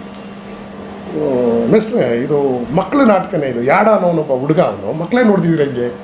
ಹೌದಾ, ನಿಮ್ಗೆ ಹಂಗೆ ಅನಿಸುತ್ತಾ, ತೆಗೆದ್ಬಿಡಿ ಅಂದರು. ಶೋ ಆಯಿತು. ಶೋ ಆದ ತಕ್ಷಣವೇ ಒಂದು ಮೀಟಿಂಗ್ ಆಯಿತು. ಬಂದು ಅಪ್ಕೊಂಡ್ರು, ಎಲ್ಲಿದ್ರಿ ನೀವು ಇಷ್ಟು ವರ್ಷ ಅನ್ನೋ ಥರ. ಅಂದರೆ ಪ್ರೊಡಕ್ಷನ್ ನೋಡಾದ್ಮೇಲೆ ಈ ಡಿಕ್ಲೇರ್ಡ್ ನಮ್ಮ ರಂಗಾಯಣದ ಟ್ರೈನಿಂಗ್ ಮುಗೀತು, ಟೂರ್ಗಳು ಅನ್ನೋ ಥರ. ಸೊ ಅದು ನನಗೆ ಕುಸುಮಬಾಲೆ ಇವು ಕಾರಂತರು ಮೆಚ್ಚೋದು ಅಷ್ಟು ಸುಲಭ ಅಲ್ಲ. ಅವ್ರ ನಾಟಕಗಳೂ ಇಲ್ಲ ಅಂದರೆ ಅವರು ಹೇಳ್ಬಿಡ್ತಾರೆ, ಇಲ್ಲ ಅದು ಹೇಳ್ಬೇಡಿ ಅಂದ್ಬಿಡ್ತಾರೆ. ಸೊ ಭೂಮಿಗೀತ ವಿಮರ್ಶಕರೆಲ್ಲ ಇಲ್ಲ ಈ ಥರ ಮಾಡಬಾರ್ದು ಹಂಗೆಲ್ಲ ಥರ ಹೇಳ್ತಾ ಇದ್ರು. ಆದ್ರೆ ನಾವೆಲ್ಲ ತುಂಬ ಖುಷಿಯಾಗಿದೆ, ಒಳ್ಳೆ ಎಕ್ಸ್ಪೆಕ್ಟೇಷನ್ ಅದು. ಯಾಕಂದರೆ ಪ್ರಯೋಗವನ್ನು ಮಾಡಿತ್ತು ಅವಾಗ. ತಲೆದಂಡ ಜೋಶಿದು ಅಥವಾ ರಘುನಂದನ್ ಗುಣಮುಖ ಈಗಲೂ ಕ್ಲಾಸಿಕ್ ಅದು. ಯಾವುದು ರಂಗಾಯಣದಲ್ಲಿ ನಾನು ಡೈರೆಕ್ಟರ್ ಆಗೋದು ಶೋಗಳನ್ನ ನಿಲ್ಲಿಸ್ಲಿಲ್ಲ. ತಲೆದಂಡ ನಿಲ್ಲಿಸಲಿಲ್ಲ, ನಾನು ಗುಣಮುಖ ನಿಲ್ಲಿಸಲಿಲ್ಲ. ಕುಸುಂಬಾಲೆ ಅಂತೂ ಈಗ ಮೊನ್ನೆ ಅವರು ಆನ್ಲೈನಲ್ಲಿ ಕೂಡ ಮಾಡಿದ್ದಾರೆ. ಅಂದರೆ ಆ ಗುರುತು ಇದೆಯಲ್ಲ ನೋಡಿ, ನಮ್ಮ ಹುಡುಗರುಗಳು ಆ ಭಾಷೆ ಚಾಮರಾಜನಗರದ ಭಾಷೆ ಮಾತಾಡಿದ್ದಿದೆಯಲ್ಲ, ಯಾರೋ ಒಂದು ಇಬ್ಬರು ಬಿಟ್ಟರೆ ಯಾರಿಗೂ ಬರ್ತಾ ಇರಲಿಲ್ಲ. ಸೊ ಇಡೀ ಪ್ರೋಸೆಸ್ಸು ಒಂದು ರೀತಿ ನನ್ನನ್ನು ಸಮುದಾಯದಲ್ಲಿ ಮಾದಾರಿ ಮದ ಇವೆಲ್ಲ ನಾಟಕಗಳು ಮಾಡಿದ್ದೆ ನಾನು. ಬಟ್ ರಾಷ್ಟ್ರ ಮಟ್ಟದಲ್ಲಿ ಗಮನ ಸೆಳೆಯೋಕ್ಕೆ ಕಾರಣ ಆಗಿತ್ತು ಕುಸುಂಬಾಲೆ ರಂಗಾಯಣ ಮೂಲಕ. ನಮ್ಮ ಅಲ್ಲಿ NST ಡೈರೆಕ್ಟ್ ಇದ್ರು ಬಜಾಜ್, ಅವರು ಕುಸುಮ್ ಬ್ಯಾಲೆ ಅನ್ನೋರು. ಅವರು ಬ್ಯಾಲೆ ತುಂಬ ಬ್ಯಾಲೆ ಕರೆದಿ ಕ್ಯಾ ಯಾರು ಬ್ಯಾಲೆ ಬಾಬಾ ಬೋಲ್ತಾ ಇರುತ್ತೆ ಅಂತ. ಆಮೇಲೆ ನೇಮಿಚಂದ್ರ ಜೈನ್ ಬಂದು ನೋಡಿದ್ದಾರೆ, ಅನಂತಮೂರ್ತಿ, GV ಅಯ್ಯರ್, ಗಿರೀಶ್ ಕಾರ್ನಾಡಿಲ್ 2 ಸರಿ ನೋಡಿದ್ದಾರೆ. ಆಮೇಲೆ ಆ ನಾಟಕದಿಂದ ನನಗೆ ಕಾರಂತರ ಏನೆಲ್ಲ ಆತ್ಮೀಯ ಬೆಳಗತ್ತಲ್ಲ ನನಗೂ ಹತ್ರ ಆದರು, ಫ್ರೆಂಡ್ಸ್ ಆದರು. ಆಮೇಲೆ ಕಾರ್ನಾಡ್ರಂತೂ ಅಲ್ಲೇ ನನಗೆ ಒಂದು ರೀತಿ ಆತ್ಮೀಯವಾಗಿ ಗೆಳೆಯರಾಗಿ ನನ್ನನ್ನು ಸ್ವೀಕರಿಸಿದ್ದವ್ರು 2 ಸರಿ ನೋಡಿದ್ರು ಅವರು.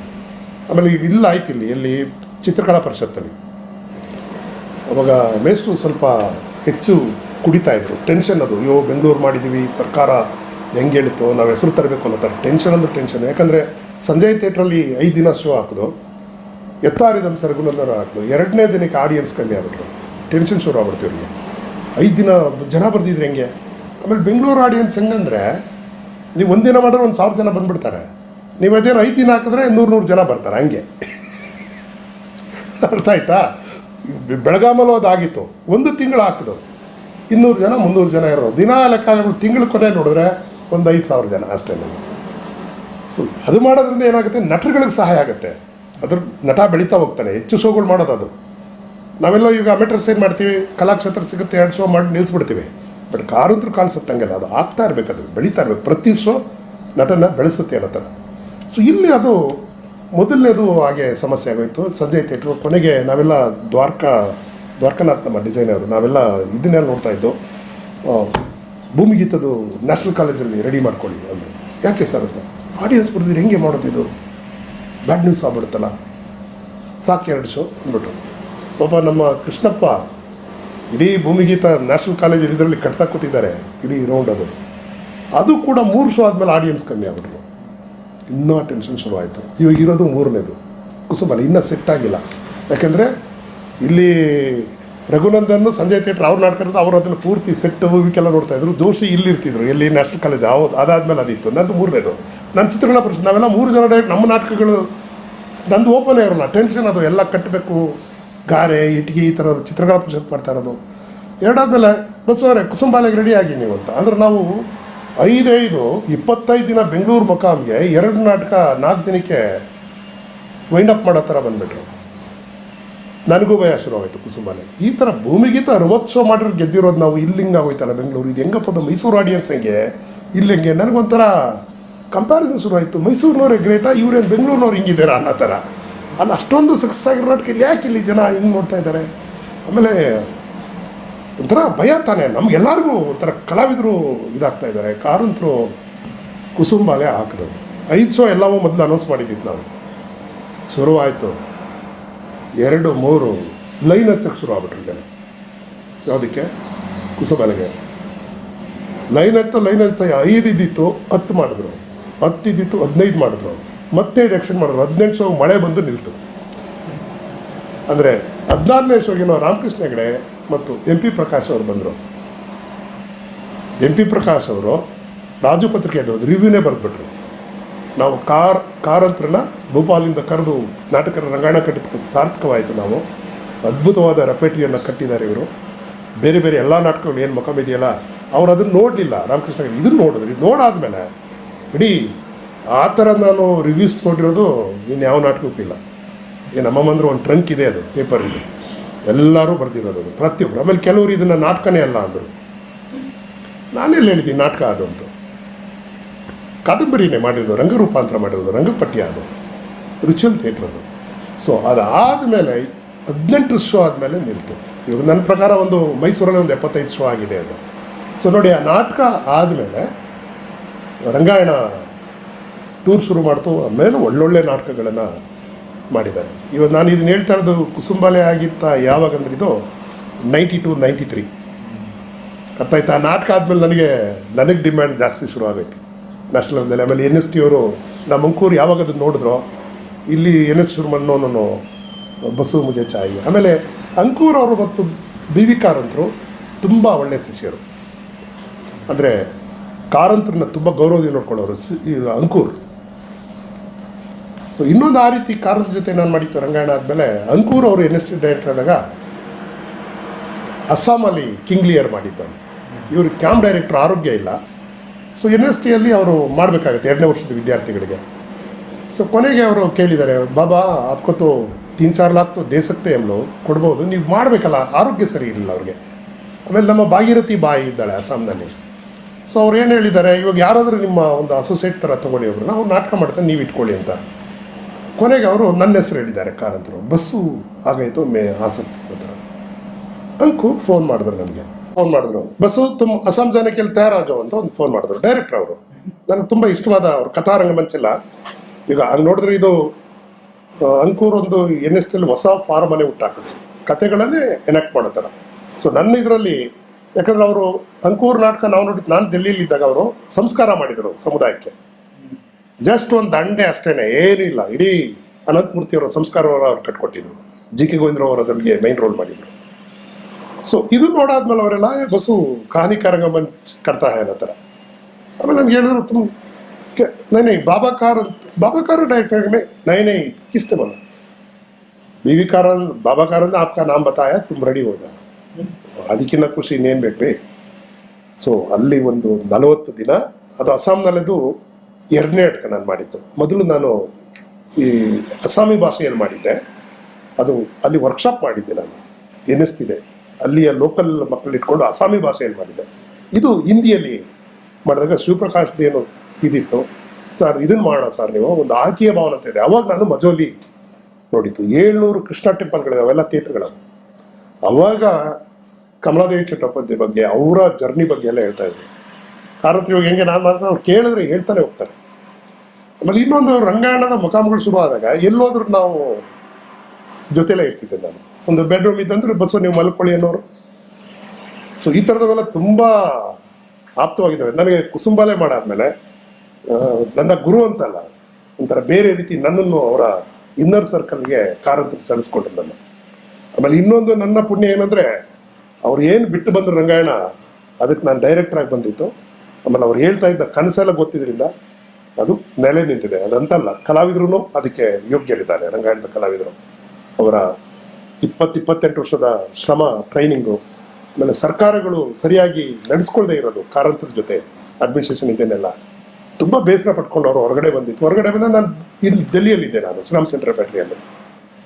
ಅವ್ರು ನಾನು ಮ್ಯೂಸಿಕ್ ಮಾಡೋಕ್ಕೆ ಕರೆದಿದ್ದೆ ನಾನು ಅಲ್ಲೂ ಕೂಡ. ನಾನು ಸುಮ್ಮನೆ ಕೇಳ್ತಿದ್ದೆ, ಸರ್ ಯಾರು ಹೋದ್ರೆ ರಂಗಾಣಿಕೆ ಆಗುತ್ತೆ ಸರ್ ನಿಮಗೆ ಅನ್ನೋ ಥರ. ಅವರು ಪಾಪ ಕ್ಲಾರಿಟಿ ಇರಲಿಲ್ಲ. ಸರ್ ಜೋಶಿಗೆ ಹೇಳ್ಬಿಡಿ ಸರ್, ಇದು ರಘುನಂದನಿಗೆ ಹೇಳಿ ಅಂತ ನಾನು ಹೇಳ್ತಾ ಇದ್ದೆ. ನಾನು ಇದ್ದೀನಿ ನನ್ನ ತಲೆಗೆ ಗೊತ್ತಿಲ್ಲ ಅದು. ನನಗೆ ಆ ಸುದ್ದಿ ಹೇಳಿದವರು ಕಪ್ಪಣ್ಣ ಅವರು.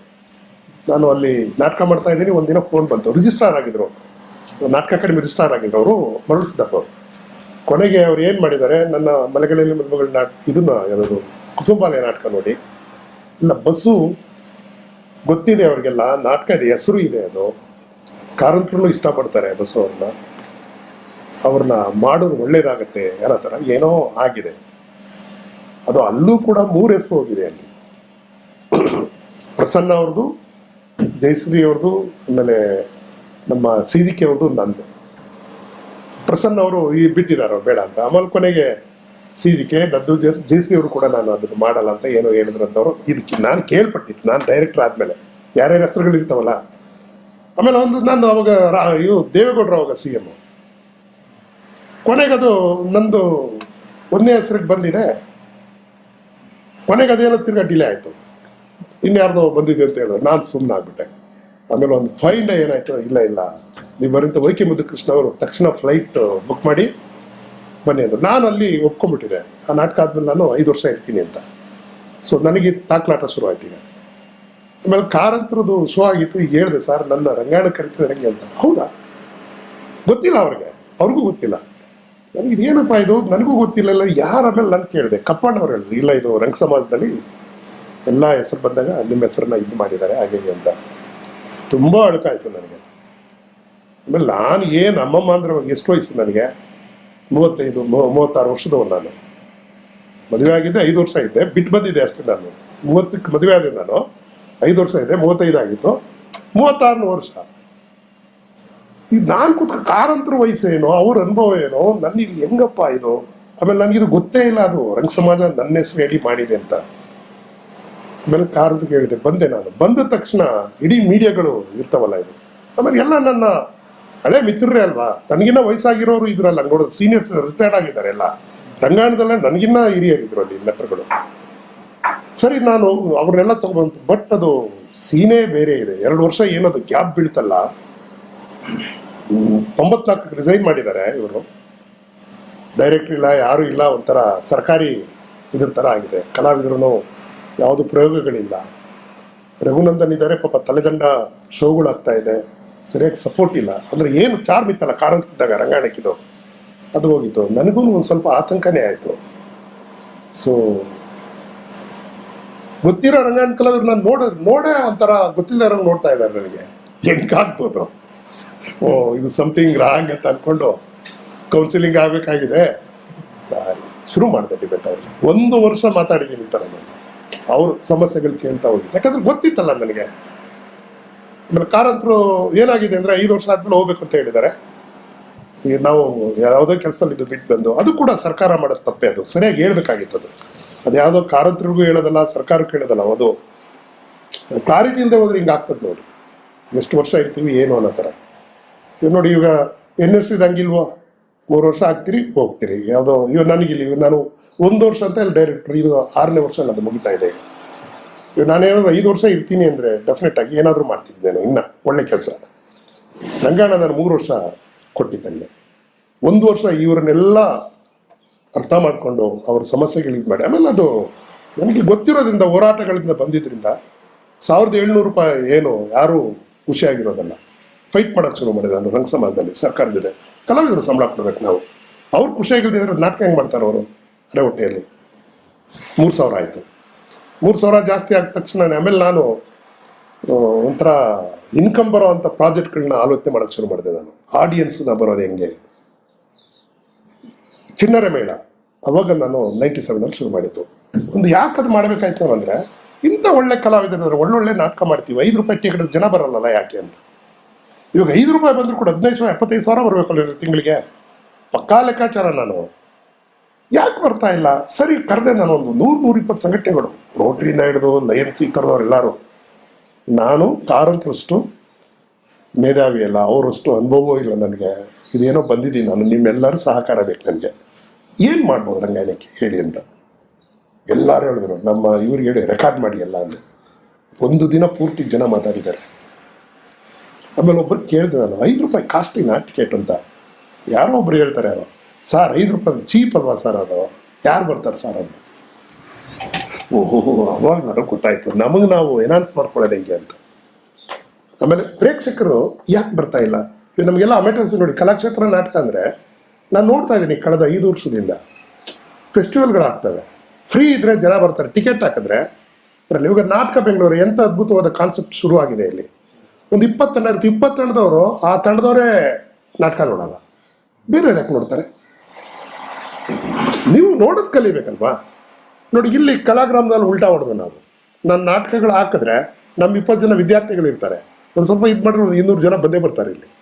ಸೊ ಪ್ರೇಕ್ಷಕರಿಗೆ ಹೇಳ್ಬೇಕು. ಅವಾಗ ನಾನು ಅಂದ್ಕೊಂಡೆ, ಕಲಾವಿದರಿಗೂ ಒಂದು ಥೆರಪಿ ಆಗಬೇಕು, ಪ್ರೇಕ್ಷಕರಿಗೂ ತರಬೇಕು ನಾವು.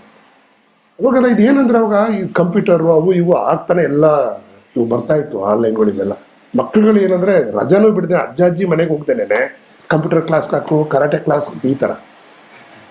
ನಾನು ಫಾರ್ಮಲ್ಲಿ ಒಂದು ಶುರು ಮಾಡಿದೆ, ನಾನು ಹೆಂಗಾದರೂ ಮಾಡಿ ಹಿಡಿಬೇಕು. ಯಾಕಂದರೆ ಒಂದು ಮಗು ಬಂದರೆ 4 ಜನ ಆಡಿಯನ್ಸ್ ಕರ್ಕೊಂಡ್ಬರ್ತದೆ, ಅಪ್ಪ ಅಮ್ಮ ಅಜ್ಜ ಅಜ್ಜಿ. ಸೊ ಇದನ್ನ ಇಕ್ಬಾಲ್ ಇದನ್ನಲ್ಲ, ಮಕ್ಕಳ ರಂಗಭೂಮಿ ಬೇರೆ ರೀತಿ ಯೋಚನೆ ಮಾಡ್ತಾನೆ. ಇಕ್ಬಾಲ್ ಒಂದು ಹೊಸ ಕಾನ್ಸೆಪ್ಟ್, ನೀನು ಚಿಣ್ಣರ ಮೇಳ ಅಂತ ಮಾಡ್ತೀನಿ ನಾನು. ಮಕ್ಕಳ ಬೇಸಿಗೆ ಶಿಬಿರ ಅಲ್ಲ ಅದು, ಬಟ್ ನಾನ್ ಫಾರ್ಮಲ್ ಎಜುಕೇಷನ್. ಒಂದು 500 ರೂಪಾಯಿ 600 ರೂಪಾಯಿ ಫೀಸ್ ಹಾಕ್ತೀನಿ ನಾನು. ನೆಕ್ಸ್ಟ್ ಇಯರಿಂದ ಏನಾಗುತ್ತದೋ, ಯಾವ ಮಕ್ಕಳು ತೊಗೊಳ್ತೀವೋ ಅವ್ರ ಪೇರೆಂಟ್ಸು ನಾಟಕ ನೋಡಿರಬೇಕು. ಇಂಟರ್ವ್ಯೂ ಮಾಡ್ತಿದ್ದೆ ನಾನು, ಲೈನ್ ಹಾಕ್ಬಿಟ್ಟು ಅಪ್ಲಿಕೇಶನ್ ಹಾಕ್ಬಿಟ್ಟು ತಕ್ಷಣ ತೊಗೊಂಡ್ಬಿಡ್ತಿರಲ್ಲ ನಾನು. ಕನಿಷ್ಠ 3 ರಂಗಾಯಣದ ನಾಟಕ ನೋಡಿರೋ ಪೇರೆಂಟ್ಸ್ ಅವ್ರ ಮಕ್ಕಳಿಗೆ ಮೊದಲನೇ ಅವಕಾಶ ಅಂತ ಹಾಕ್ತಿದ್ವು ನಾವು. ಅರ್ಥ ಆಯ್ತಾ? ಮೊದಲನೇ ಚಿಲ್ಲರ ಮೇಳ ಸೂಪರ್ ಡೂಪ್ ಹಿಟ್ ಆಗೋಯ್ತು. ಆಮೇಲೆ ರಂಗಾಯಣ ಕಲಾವಿದರಿಗೆ ಹೇಳಿದೆ, ಕ್ರಿಯೇಟಿವ್ ಲೀವ್ ಇದೆ ನಿಮಗೆ, ನಾವು ಆಡಿಯನ್ಸ್ನ ರಂಗಾಯಣವನ್ನು ಎನ್ಹಾನ್ಸ್ ಮಾಡಲಿಕ್ಕೆ ನಾವು ಹೊಸ ಪ್ರೋಗ್ರಾಮ್, ನನಗೊಂದು ಈ ಥರ ಕಾನ್ಸೆಪ್ಟ್ ಬಂದಿದೆ, ಚಿಣ್ಣರ ಮೇಳ. ಟೀಚರ್ಸ್ಗಳನ್ನ ಒಳಗೊಳ್ಬೇಕು, ನಾವು ಟ್ರೈನಿಂಗನ್ನು ಮಾಡಬೇಕು. ನೀವು ಕಲಾವಿದರು ಕೆಲವರೆಲ್ಲ ಇಲ್ಲ ಸರ್ ನಾವು ರೆಪೆಟ್ರಿ ಆರ್ಟಿಸ್ಟ್ ನಾವೇಕೆ ಮಕ್ಕಳ ರಂಗಭೂಮಿ ಮಾಡೋಣ, ನಾವು ನಟರುಗಳು ಅನ್ನೋ ಥರ ಹೇಳಿದ್ರು. ನನಗೆ ಗೊತ್ತಿತ್ತು, ನಾನೇನೋದಕ್ಕೆ ನಾನು ಆಲ್ಟರ್ನೇಟಿವ್ ಯೋಚನೆ ಮಾಡಿದೆ. ಒಂದು 30 ಜನನ ಅಮೆಟರ್ಸ್ ತಂಡಗಳಿಂದ ಅಸೋಸಿಯೇಟ್ ಆಗಿ ತೊಗೊಂಡೆ ನಾನು. ಹಂಗಾರೆ ನೀವು ನೋಡಿ, ಕಂಡೀಷನ್ ಇಷ್ಟೇ, ನಿಮಗೆ ಸಂಬಳ ಸಿಗುತ್ತೆ, ಏನಿದೆ ನಿಮಗೆ 3,000 5,000 ಸಿಗುತ್ತೆ ನಿಮಗೆ ಅದು. ಬಟ್ ನೀವು ಸಿನಿಮಾದಲ್ಲಿ ಆ್ಯಕ್ಟಿಂಗ್ ಮಾಡ್ಬೋದು, ಸೀರಿಯಲಲ್ಲಿ ಆ್ಯಕ್ಟಿಂಗ್ ಮಾಡ್ಬೋದು, ನಾಟಕ ಡೈರೆಕ್ಟ್ ಮಾಡ್ಬೋದು, ಸಿನಿಮಾ ಡೈರೆಕ್ಟ್ ಮಾಡ್ಬೋದು. ನಾಟಕದಲ್ಲಿ ಅಭಿನಯ ಮಾಡಿ ನಿಮ್ಮದೇನೋ ಫೋಟೋ ಬಂತು ಅಂದರೆ ಕೆಲಸ ಕಳ್ಕೊಳ್ತೀರಿ. ನೀವು ಮಾರ್ಕೊಂಡಿರೋದು ಅಭಿನಯವನ್ನು, ಯಾವುದಕ್ಕೆ, ರಂಗಾಯಣಕ್ಕೆ. ಹೊಸ ಒಂದು ರೂಲ್ಸ್ ಮಾಡಿದೆ ನಾನು. ಎಲ್ಲರೂ ಖುಷಿ ಆದರು ಅವರು. ಸಿನಿಮಾಗೆ ಎಲ್ಲರೂ ಹೋಗೋ ಹುಚ್ಚಿತ್ತಲ್ಲ ಅವಾಗ. ಆಮೇಲೆ ನಾಗಾಭರಣ ಅವ್ರು ಬೇರೆ 5 ಜನ ಕರ್ಕೊಂಡು ಹೋಗಿದ್ರು ಆಲ್ರೆಡಿ. ಇದಕ್ಕೆ ಸೂಪರ್ ಕಂಸಾಳೆ ಬೇರೆ ಎಲ್ಲ ಆಡಿದರು, ಎಲ್ಲ ಹೋದರು. ಸ್ಕ್ರಿಪ್ಟ್ ಬರೆಯಕ್ಕೆ ಹೋದರು, ಅದಕ್ಕೆ ಹೋದರು. ನಾಟಕದಲ್ಲಿ ಮಾಡಬೇಡಿ. ನಾಟಕ ಮಾಡಿದ್ರೆ ನೀವು ಕೊಟ್ಟಿರೋದು ಸರ್ಕಾರಕ್ಕೆ, ನಿಮ್ಮ ಅಭಿನಯವನ್ನು ಮಾರ್ಕೊಂಡಿರೋದು ನೀವು, ಅಂದರೆ ಸೇವೆ ಅದು, ಅದಕ್ಕಾಗಿ ಕೊಡ್ತಾ ಇರೋದು. ಈಗ ನಾನು ಇಲ್ಲಿದ್ದೀನಿ ರಂಗ ಡೈರೆಕ್ಟರ್ ಆಗಿ, ಪ್ರೈವೇಟ್ ಮಾಡೋಕ್ಕಾಗಲ್ವಲ್ಲ, ನನಗೂ ಸಂಬಳ ಕೊಡ್ತಾರಲ್ವ, ಈ ಒಂದು ಕಮಿಟ್ಮೆಂಟ್ ಇರಬೇಕು ಅನ್ನೋ ಥರ. ಸರಿ ಅಂತ ಹೋದ್ರು ಅವರು.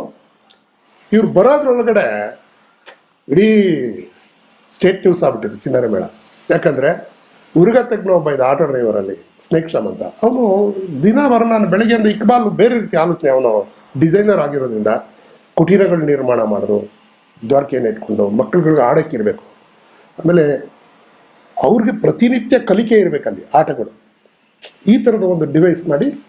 ಆಮೇಲೆ ನಮ್ಮ ಅದೃಷ್ಟಕ್ಕೆ ಏನಾಯಿತು, ಪಂಚತಂತ್ರ ಕಥೆಗಳು ಅನೌನ್ಸ್ ಮಾಡಿಬಿಟ್ಟಿದ್ದು ನಾಟಕ ಅಂತ ಮೊದಲೇ. ಅಲ್ಲಿ ನಮ್ಮ ಕೋಟಿನಹಳ್ಳಿ ರಾಮಯ್ಯ ಅಡ್ಡ ಆಡ್ತಾಯಿದ್ರು ಅಲ್ಲಿ ಕ್ಯಾಂಪಲ್ಲಿ. ಒಂದು ಸರಿ ಬಂದರೆ 600-500 ಜನ ಮಕ್ಕಳು ಬಂದರೆ ಆ ಪೇರೆಂಟ್ಸ್ ಎಷ್ಟಿರ್ತಾರೆ, 1,000 ಜನ ಇರ್ತಾರೆ. ಒಂದೇ ರಂಗದಲ್ಲಿ ಕೂತ್ಕೊಳ್ಳೋಕ್ಕೆ ಜಾಗ ಇಲ್ಲ. ಸೊ ಬಂದಾದ್ಮೇಲೆ ರಾಮಯ್ಯ ಏನಿಲ್ಲ ನೀವು ಇಲ್ಲಿ ಅಂದ. ಇಲ್ಲ, ನಮ್ಮ 2 ಮಕ್ಕಳನ್ನ ಹಾಕಿದ್ದೀನಿ ಚಿನ್ನರ ಮೇಳಕ್ಕೆ, ಎಲ್ಲಿ ಉಳ್ಕೊಳ್ಳೋದು ಎಲ್ಲಿ ಅಂತ ನೋಡ್ತಾ ಇದ್ದೀನಿ ಅಂದರು. ಇಕ್ಬಾಲ್, ಪಂಚತಂತ್ರ ಕತೆ ಮರ್ತು ಬಿಡು, ಇದು ರಾಮಯ್ಯ ಬಂದಿದ್ದಾನೆ, ಒಳ್ಳೆ ಕವಿ ಅವನು, ಹಿಡಿದ್ಬಿಟ್ಟು ಮಕ್ಕಳ ನಾಟಕ ಬರ್ಸೋಣ, ನೀನು ಹೇಳು ಎಲ್ಲ ಅಂತ. ಪೆಬೇತೇತ್ ಅಂತ ಇದು ಅಕ್ಕಿ ಆಡೋದು ಬರೆದು, ಒಗಟಿನ ರಾಣಿ ಅಂತ ಒಂದು ಜನಪದ ಒಗಟಲ್ಲಿ ಕ್ವಿಜ್ ಮಾಡೋ ಪ್ರೋಗ್ರಾಮು. ಈ ಥರ ಡರ್ಬರ್ ಬುಡಾಣ ಅಂತ ಒಂದಿದು ಜನಪದ ಒಬ್ಬ ಪೆದ್ದರಾಮ ಥರದ ಕತೆ, 5 ನಾಟಕಗಳು ಬರೆದ್ರು. ಇಕ್ಬಾಲ್ ಎಲ್ಲದಕ್ಕೂ ಇದು ಅವ್ನು ವೆಸ್ಟೆಂಟ್ಗಳೆಲ್ಲ ಅವ್ನು ಬ್ಲ್ಯಾಕಿಂಗ್ ಮಾಡೋದ್ರೆ ಇದು ಮಾಡ್ತಾವೆ. ನಾನು ಅದನ್ನು ಇಡೀ ಸೂಪರ್ವೈಸನ್ ಕ್ಯಾಂಪ್ ಇದನ್ನು ಮಾಡಿ ಕ್ಲಿಕ್ ಮಾಡಿದೆ. ಆ ಟೈಮಲ್ಲಿ ಸಾಲ ಮಾರುತಿ ಮಕ್ಕಳು ಕರೆದು ಮಕ್ಕಳಿಂದ 1,000 ಗಿಡಗಳನ್ನು ನಡೆಸ್ತು ನಾವು. ಸಲ ಟೀಚರ್ಸ್ ಅವರೆಲ್ಲ ಬಂದಾಗ ಅಲ್ಲಿಗೆ ಕೊಡ್ತಾ ಇದ್ವಿ ನಾವು. ಆಮೇಲೆ ಏನಾಯಿತು, ಅದಾದ ತಕ್ಷಣ ಚಿನ್ನರ ಮೇಳದ ರಂಗಾಯಣ ಶುರು ಆಗ್ತಿತ್ತಲ್ಲ, 15 days ನಾಟಕ ಆಗ್ತಿತ್ತು. ಆ ಟೈಮ್ನಲ್ಲಿ ಮಕ್ಕಳುಗಳು ಅಪ್ಪಂದಿರು ಬರೋರು, ಅವ್ರ ಆಡಿಯನ್ಸ್ ನಮಗೆ. ಸೊ ಯಾವಾಗ 20 ಆಯಿತೋ ತಿಂಗಳಲ್ಲಿ ಶುರು ಆಯಿತು. 75,000 ಇದ್ದದ್ದು 3 ಪಟ್ಟು ಲಾಭ ಆಗಲಿಕ್ಕೆ ಶುರು ಆಯಿತು. ಅವಾಗ ನಾನು ಸರ್ಕಾರಕ್ಕೆ ಕೇಳಿದ್ದೆ, ಸಂಬಳ ಕೊಡಿ ನೀವು, ನಾಟಕಕ್ಕೆ ದುಡ್ಡು ನಾನು ಕೇಳಲ್ಲ, ಕಲಾವಿದರು ನೀವು ನೋಡ್ಕೋಬೇಕು. ರಂಗ ಸಮಾಜಕ್ಕೆ ಹೇಳ್ತೀನಿ, ನಾನು ನಾಟಕಕ್ಕೆ ಏನು ದುಡ್ಡು ಬೇಡ, ನಾನು 3 ಲಕ್ಷ 5 ಲಕ್ಷ ನಾನು ಮೊಬಲೈಸ್ ಮಾಡ್ತೀನಿ ಥ್ರೂ ಟಿಕೆಟ್. ಕಾರಂತರು ಇದನ್ನೇ ಹೇಳ್ತಾ ಇದ್ದಿತ್ತು, ಸರ್ಕಾರದ ಸಹಾಯ ತಗೋಬೇಕು. ಕೊನೆಗೆ ನಾವು ಜನರ ಆಶ್ರಯದ ಮೂಲಕ ರೆಪೆಟ್ರಿಗಳನ್ನ ಕಟ್ಟಬೇಕು ಅಂತ ಹೇಳ್ತಾ ಇದ್ದೀವಿ. ಅದನ್ನೇ ಮಾಡಿದ್ವಿ. ನಂದೇನು ಐಡಿಯಾ ಅಲ್ಲ, ಅದು ಕಾರಂತರ ಐಡಿಯಾವೇ. ಆಮೇಲೆ ಚಿನ್ನರ ಮೇಳಕ್ಕೆ ಅವರು ಕರೆಸೋಯಿದ್ದು ನಾವು. ಸೊ ಈಗಲೂ ನೋಡಿ ರಂಗಾಯಣ ನಿಲ್ಸೋಕ್ಕಾಗಲ್ಲ. ನಾನು ಒಂದು 2-3 ರೆಕಮೆಂಡ್ ಮಾಡೇ ಮಾಡ್ತಾ ಇರ್ತೀನಿ. ಅದ್ರ ಮೂಲಕ ಸಾಕಷ್ಟು ಜನ ಮಾಡ್ತಾ ಇದ್ದಾರೆ. ಈ ಬೆಂಗಳೂರು ಅಂತ ಊರಲ್ಲಿ 15,000 ಫೀಸ್ ಹಾಕೋರಿದ್ದಾರೆ, 5,000 ಹಾಕೋರಿದ್ದಾರೆ. ಸೊ ಆಡಿಯನ್ಸ್ನ ಏನು ರಂಗಾಯಣಕ್ಕೆ ಇರಲಿಲ್ವಲ್ಲ, ಅದು ಯಾಕೆ ನೋಡೋಕೆ ಶುರು ಆಯಿತು ಅಂದರೆ, ಚಿನ್ನರ ಮೇಳ ಒಂದು ಇದನ್ನು ಮಾಡ್ಕೊಂಡು ನೀವು ರಂಗಾಯಣದ 3 ನಾಟಕ ನೋಡಿದ್ರೆ ನಿಮ್ಮ ಮಗಳಿಗೆ ಇದ್ದ ತಕ್ಷಣ ಪ್ರೇಕ್ಷಕರು ದುಗುಣ ಆಗೋದು. ನಮಗೆ ಮಲೆಗಳಲ್ಲಿ ಬಲ್ಬೋಳಾದಾಗಂತ ಮೈಸೂರು ಆಡಿಯನ್ಸ್ಗೆ ಟಿಕೆಟ್ ಸಿಕ್ಕಿರಲಿಲ್ಲ. ಅವ್ರು ಏನು ತಿಳ್ಕೊಂಡಿದ್ರೆಲ್ಲ ಅಂದರೆ ಯಾರೂ ನೋಡಲ್ಲ, ಬಸ್ಸು ಮತ್ತು ಲೈಟ್ನವ್ರು ಕೂತಿರ್ತಾರೆ ಅಂತ. ರಂಗಾಯಣದ ಕಲಾವಿದರು ಅದೊಂದಿತ್ತು. ಆಮೇಲೆ ನನಗೊಂದು ವಿಶ್ವಾಸ ಆಯಿತು, ಇಲ್ಲ ಖಂಡಿತ ಜನ ಬರ್ತಾರೆ.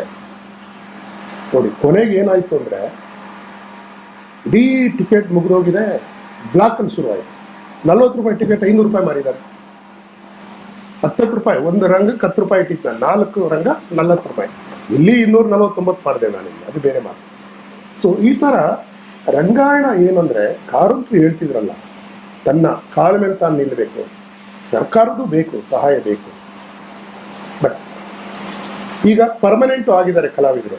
ನೋಡಿ, ಅವರು ಪರ್ಮನೆಂಟ್ ಆಗಿದ್ದರಿಂದ ಏನಾಯಿತು, 5 ರಂಗಾಯಣಗಳು ಶುರುವಾಯಿತು. ಆಯಾ ಭಾಗದ ಡೈರೆಕ್ಟರು ಶುರುವಾದರು, ಆಯಾ ಭಾಗದ ಕಲಾವಿದರು ಬಂದರು. ಸೊ ಸಮಗ್ರವಾಗಿ ಕರ್ನಾಟಕವನ್ನು ಇವನು ಯಾವುದೇ NSTಯ ನೆರವಿಲ್ಲದೆ ಕೂಡ ಕಟ್ಟಕ್ಕಾಗಿದೆಯಲ್ಲ ನಮ್ಮ ರಂಗಭೂಮಿಯನ್ನು. ಸೊ ಅದನ್ನು ನಾನು ಹೇಳ್ತಾ ಇರೋದು. ಸೊ ರಂಗಾಯಣದ ಆ ಥರದ ಇವೆಲ್ಲ ಕಾರಂತರ ಹಾಕ್ಕೊಟ್ಟಂಥ ಪೀಠಿಗಳನ್ನೇ ನಾವು ಎಕ್ಸಿಕ್ಯೂಟ್ ಮಾಡಿದ್ನ. ನಾನ್ ಡೈರೆಕ್ಟರ್ ಆದಾಗ ಏನಂದರೆ ಕಾರ್ಯಗತ ಗಳಿಸ್ತಾ ಹೋದೆ. ಆಮೇಲೆ ನಾನು ಮೊದಲೇ ಹೇಳಿದ್ರು ನಂದಲ್ಲ. ಆಮೇಲೆ ಅವ್ರು ಯಾರೋ ನನ್ನ ಶಿಷ್ಯರಲ್ಲ, ಕಾರಂತರ ಶಿಷ್ಯರು ಅವರೆಲ್ಲ. ಯಾರು ಕಲಾವಿದ್ರು, ಇರೋ ಕಲಾವಿದರು. ಇವಾಗ ನನಗೆ ಹೇಳ್ತೀನಿ, ಇವಾಗ ಇಲ್ಲೇನು NST 120 ಜನ ಮಧ್ಯರೋ ಅವ್ರು ಹೇಳ್ಬೋದು. ನಾನು ಇದನ್ನು ನಾನು ಯಾವಾಗ ಶಿಷ್ಯರು ಅಂತ ಕರೆಯಲ್ಲ, ಫ್ರೆಂಡ್ಸ್ ಅಂತ ಕರೆಯೋದು. ನಾನು ಹೇಳ್ಕೊಳ್ಳೋರು ಹೇಳ್ಕೊಳ್ಳಿ ನೀವು. ಸೊ ಪ್ರತಿಯೊಬ್ಬರಿಗೂ ಆ ಥರ ಗುರು ಸಿಗ್ತಾರೆ. ರಂಗಾಯಣದ ಕಲಾವಿದರಿಗೆ ರಾಷ್ಟ್ರ ಮಟ್ಟದ, ಅಂತಾರಾಷ್ಟ್ರೀಯ ಮಟ್ಟದ, ಸ್ಥಳೀಯ ಕಲಾವಿದರಿಂದ ಹಿಡಿದು ಎಲ್ಲವೂ ಎಕ್ಸ್ಪರ್ಟ್ಸ್ ಸಿಕ್ಕಿದ್ದಾರೆ. ಆಮೇಲೆ ಆ ರೀತಿ ಕಲಾವಿದರನ್ನ ಅವ್ರು ಮಾಡಿದ್ದಾರೆ. ಇವಾಗ ನಾನು ಹೇಳ್ಬೋದು, ಇವಾಗ ಸದ್ಯ ಕನ್ನಡದ ರೆಪೆಟ್ರಿಯಲ್ಲಿ ನಾನು ಜಗದೀಶ್ ಮನವಾರ್ತೆ ಇರ್ಬೋದು, ಕಟ್ಟಿಮುನಿ ಇರ್ಬೋದು, ಬೇಂದ್ರೆ ಇರ್ಬೋದು, ಈ ಥರದ ಹೆಸರುಗಳು ಹೇಳ್ಕೊಬೋದು, ಗೀಟ ಮಂಟಾಡ್ತಾರೆ. ಇವರೆಲ್ಲ ಅವರು ತಮ್ಮ 20-30 ವರ್ಷದ ಅನುಭವದಿಂದ ಪ್ರೊಫೆಷನಲ್ ಆಗೇ ಇದ್ದಾರೆ ನಟರುಗಳು. ಯಾವ ಪಾತ್ರವನ್ನು ನಿಭಾಯಿಸ್ಕೊಂಡು. ಈಗ ಪ್ರಶಾಂತ ತಲೆದಂತವನು ಒಂದು ಬಸವಣ್ಣ ಬಂದಾಗ ಹಿಂಗೆ ಇದ್ನ ಅಂತ ಅನಿಸುತ್ತೆ ನಮಗೆ. ಈಗ ರಾಮು ಅವನು ಗುಣಮುಖದಲ್ಲಿ ಮಾಡಿತ್ತವನು, ನಾದಿರ್ ಶಾ. ಸೊ ಇವೆಲ್ಲ ಯಾಕೆ ಸಾಧ್ಯತೆ ಆಯಿತು? ಸೊ ನನ್ನ ನಾಟಕಗಳು ಒಂದು ಖುಷಿ ಏನಂದ್ರೆ ರಂಗಾಯಣದಲ್ಲಿ ಒಂದು ಫೇಲ್ಯೂರ್ ಆಗಿಲ್ಲ ನನಗೆ. ಆಮೇಲೆ ನಾನು ಬೇರೆ ಕಾಸ್ಟಿಂಗ್ ಹೆಂಗೆ ಅಂದರೆ ಲಾಟ್ರಿ ಎತ್ಸೋದ ಜಗಳ ಇದೇ ಬೇಕು ಅಂತ ನಾನು ಕೊಡಲ್ಲ. ಅದೃಷ್ಟ ಎತ್ತಿ ಯಾರೋ ವೀಕ್. ಇವಾಗ ನನಗಾಯ್ತು ಒಂದ್ಸರಿ ಏನಾಯಿತು, ಕಾರಂತರು ಶ್ರೀರಂಗನಮನ ಮಾಡಿದ್ರು. ಎಲ್ಲರಿಗೂ ನಾಟಕ ಆಕ್ಟರ್ಗಳನ್ನ ಹಂಚ್ಕೊಂಡ್ರು. ರಘುನಂದನ್ ಅವರು, ಗಂಗಾಧರ ಸ್ವಾಮಿ, ಕಾರಂತರು ಆಯ್ಕೆ ಮಾಡ್ಕೊಂಬಿಟ್ರು. ನನಗೆಲ್ಲ ಸಿಕ್ಕಿದ್ರು.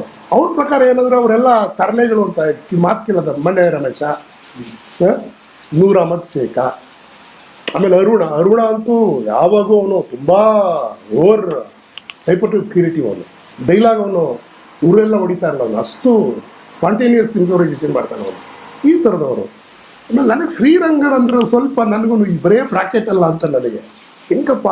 ಇಲ್ಲ ನೀವು ಮಾಡಲೇಬೇಕು ಅಂತ ಕಾರಂತರು. ನಾನು ಮಾಡ್ತಾ ಇದ್ದೀನಿ. ಕಾಂಪಿಟೇಷನ್ ನಮ್ಮಲ್ಲಿ ರಘುನಂದನ್ ಒಂದು ನಾಟಕ ಮಾಡ್ತಾರೆ, ಗಂಗಾಧರ ಮಾಡ್ತಾರೆ, ಬಿ ಕರ್ತು ಮಾಡ್ತಾರೆ. ಜೋಡಿಸಿ ಬಿಟ್ಟರೆ ನಾನು ಒಂದು ನಾಟಕ ನಾನು ಚಾಲೆಂಜಾಗಿ ತೊಗೊಂಡೆ. ಒಂದು ಆಟ ಥರ ಒಂದು 150 ಏಕಾಂಕಗಳು ಓದ್ದೆ ನಾನು.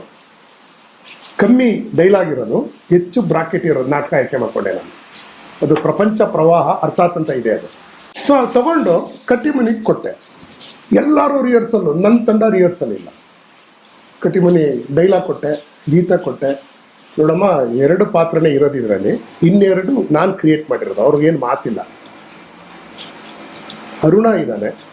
ಅರುಣನಿಗೆ ನಾನು ಹೇಳಿದೆ, ನೋಡಪ್ಪ ನೀನು ಬ್ರಾಕೆಟ್ ಎಲ್ಲ ನಿನ್ನ ಹತ್ರ ಇರ್ತಾವೆ. ಅವ್ರು ಯಾಕಂದ್ರೆ ಡೈಲಾಗ್ ಎಲ್ಲ ಉರುಡಿಯಲ್ಲ. ಅವನು ಸ್ಕ್ರಿಪ್ಟ್ ಇರೋ ಅದೇನೋ ಮಾಡಿಕೊಂಡು ಪ್ರಾಪರ್ಟೀಸ್ ತಂದುಬಿಡ್ತಾನೆ ಅವನು. ಇದನ್ನು ಒಂದು ಬಾಕ್ಸಿಂಗ್ ಅಖಾಡ ಥರ ಸೆಟ್ ಅವನೇ ಡಿಸೈನ್ ಮಾಡಿದ. ನೋಡು, ಗಂಡ ಹೆಂಡತಿ ಪಕ್ಕದ ಮನೆಯವರು ಜಗಳ ಆಡ್ತಾರೆ. ಈ ಮನೆಗೂ ಆ ಮನೆಗೂ ಸಂಬಂಧ ಇಲ್ಲ. ಇಲ್ಲಿರೋ ಪಾತ್ರ ಆತ, ಅವನಿಗೆ ಹೆಸರು ಇಲ್ಲ. ಆಕೆ ಜೊತೆ ಮಾತಾಡ್ತಾ ಇದ್ದಾನೆ. ಯಾರು? ಒಳಗಡೆ ಇರೋ ಹೆಂಡತಿಗೆ. ಈಕೆ ಒಳಗಡೆ ತನ್ನ ಗಂಡನ ಜೊತೆ ಮಾತಾಡ್ತಾ ಇದ್ದಾಳೆ. ಆ ಥರ ನಾಟಕ ಇದು. ನೀನು ಅದನ್ನು ಬ್ರಾಕೆಟ್ ಓದಬೇಕು, ಅವ್ರು ಡೈಲಾಗ್ ಹೇಳ್ಬೇಕಷ್ಟೇ. ಸೊ ನಾಟಕ ದಿನ ಶೋ ಡೈರೆಕ್ಟಾಗಿ ನೋ ರಿಹರ್ಸಲ್. ಎಲ್ಲರಿಗೂ ಸ್ಕ್ರಿಪ್ಟ್ ಕೊಟ್ಟೆ. ನನ್ನ ಹತ್ರ ಇಟ್ಕೊಂಡಿದ್ದಲ್ಲ ಬ್ರಾಕೆಟ್, ನಾನು ಇಟ್ಕೊಂಡು ಅವ್ರ ಹತ್ರ ಈಗ ಅವ್ರಿಗೆ ತೋರಿಸ್ಬೇಡ ಅಂತ ಹೇಳಿದೆ. ಯಾರಿಗೆ ಆಕ್ಟರ್ಗಳಿಗೆ ತೋರಿಸ್ಬೇಡ. ಆಮೇಲೆ ಇನ್ನೊಬ್ಬ ನಮ್ಮ ವಿನಾಯಕ್ ಬೆಟ್ಟ, ಇನ್ನೊಬ್ಬ ಹುಡುಗ, ನೀನೊಬ್ಬ ಸ್ಟೇಜ್ ಮ್ಯಾನೇಜರ್, ಒಬ್ಬ ಲೈಟ್ನವನು. ಈ ಗಾಂಧಿ ಜೊತೆ ಇಬ್ಬರು ಹೆಣ್ಮಕ್ಳು ಬರ್ತಿದ್ರಲ್ಲ, ಹಂಗೆ ಶ್ರೀಲಂಕರ ಜೊತೆ ನೀವಿಬ್ಬರು ಬರ್ಬೇಕಷ್ಟೇ. ಅವ್ರು ಹೋಗಿ ಇದರಲ್ಲೂ ಕೂತ್ಕೊಳ್ತಾರೆ ರೆಫ್ರಿಯಾಗಿ, ನೀವು ಪಕ್ಕದಲ್ಲಿ ಕೂತ್ಕೊಳ್ತೀರಿ. ಅರ್ಥ ಆಯ್ತಾ? ಅದು ಹೆಂಗೆ ನಾಟಕ ಶುರು ಆಗುತ್ತಂದರೆ, ರಂಗದಲ್ಲಿ ತೆರೆ ಮೇಲೆದ್ದಾಗ ಅಂತಾರೆ. ಭೂಮಿಗೆ ಎಂಟ್ರಾದಾಗ ಅವ್ರು ಹೇಳ್ತಾರೆ, ಈ ಮ್ಯಾನೇಜರು ತೆರೆ ಹೇಳೋಕ್ಕೆಲ್ಲೂ ಇಲ್ಲ ಸರ್ ಅಂತಾನೆ.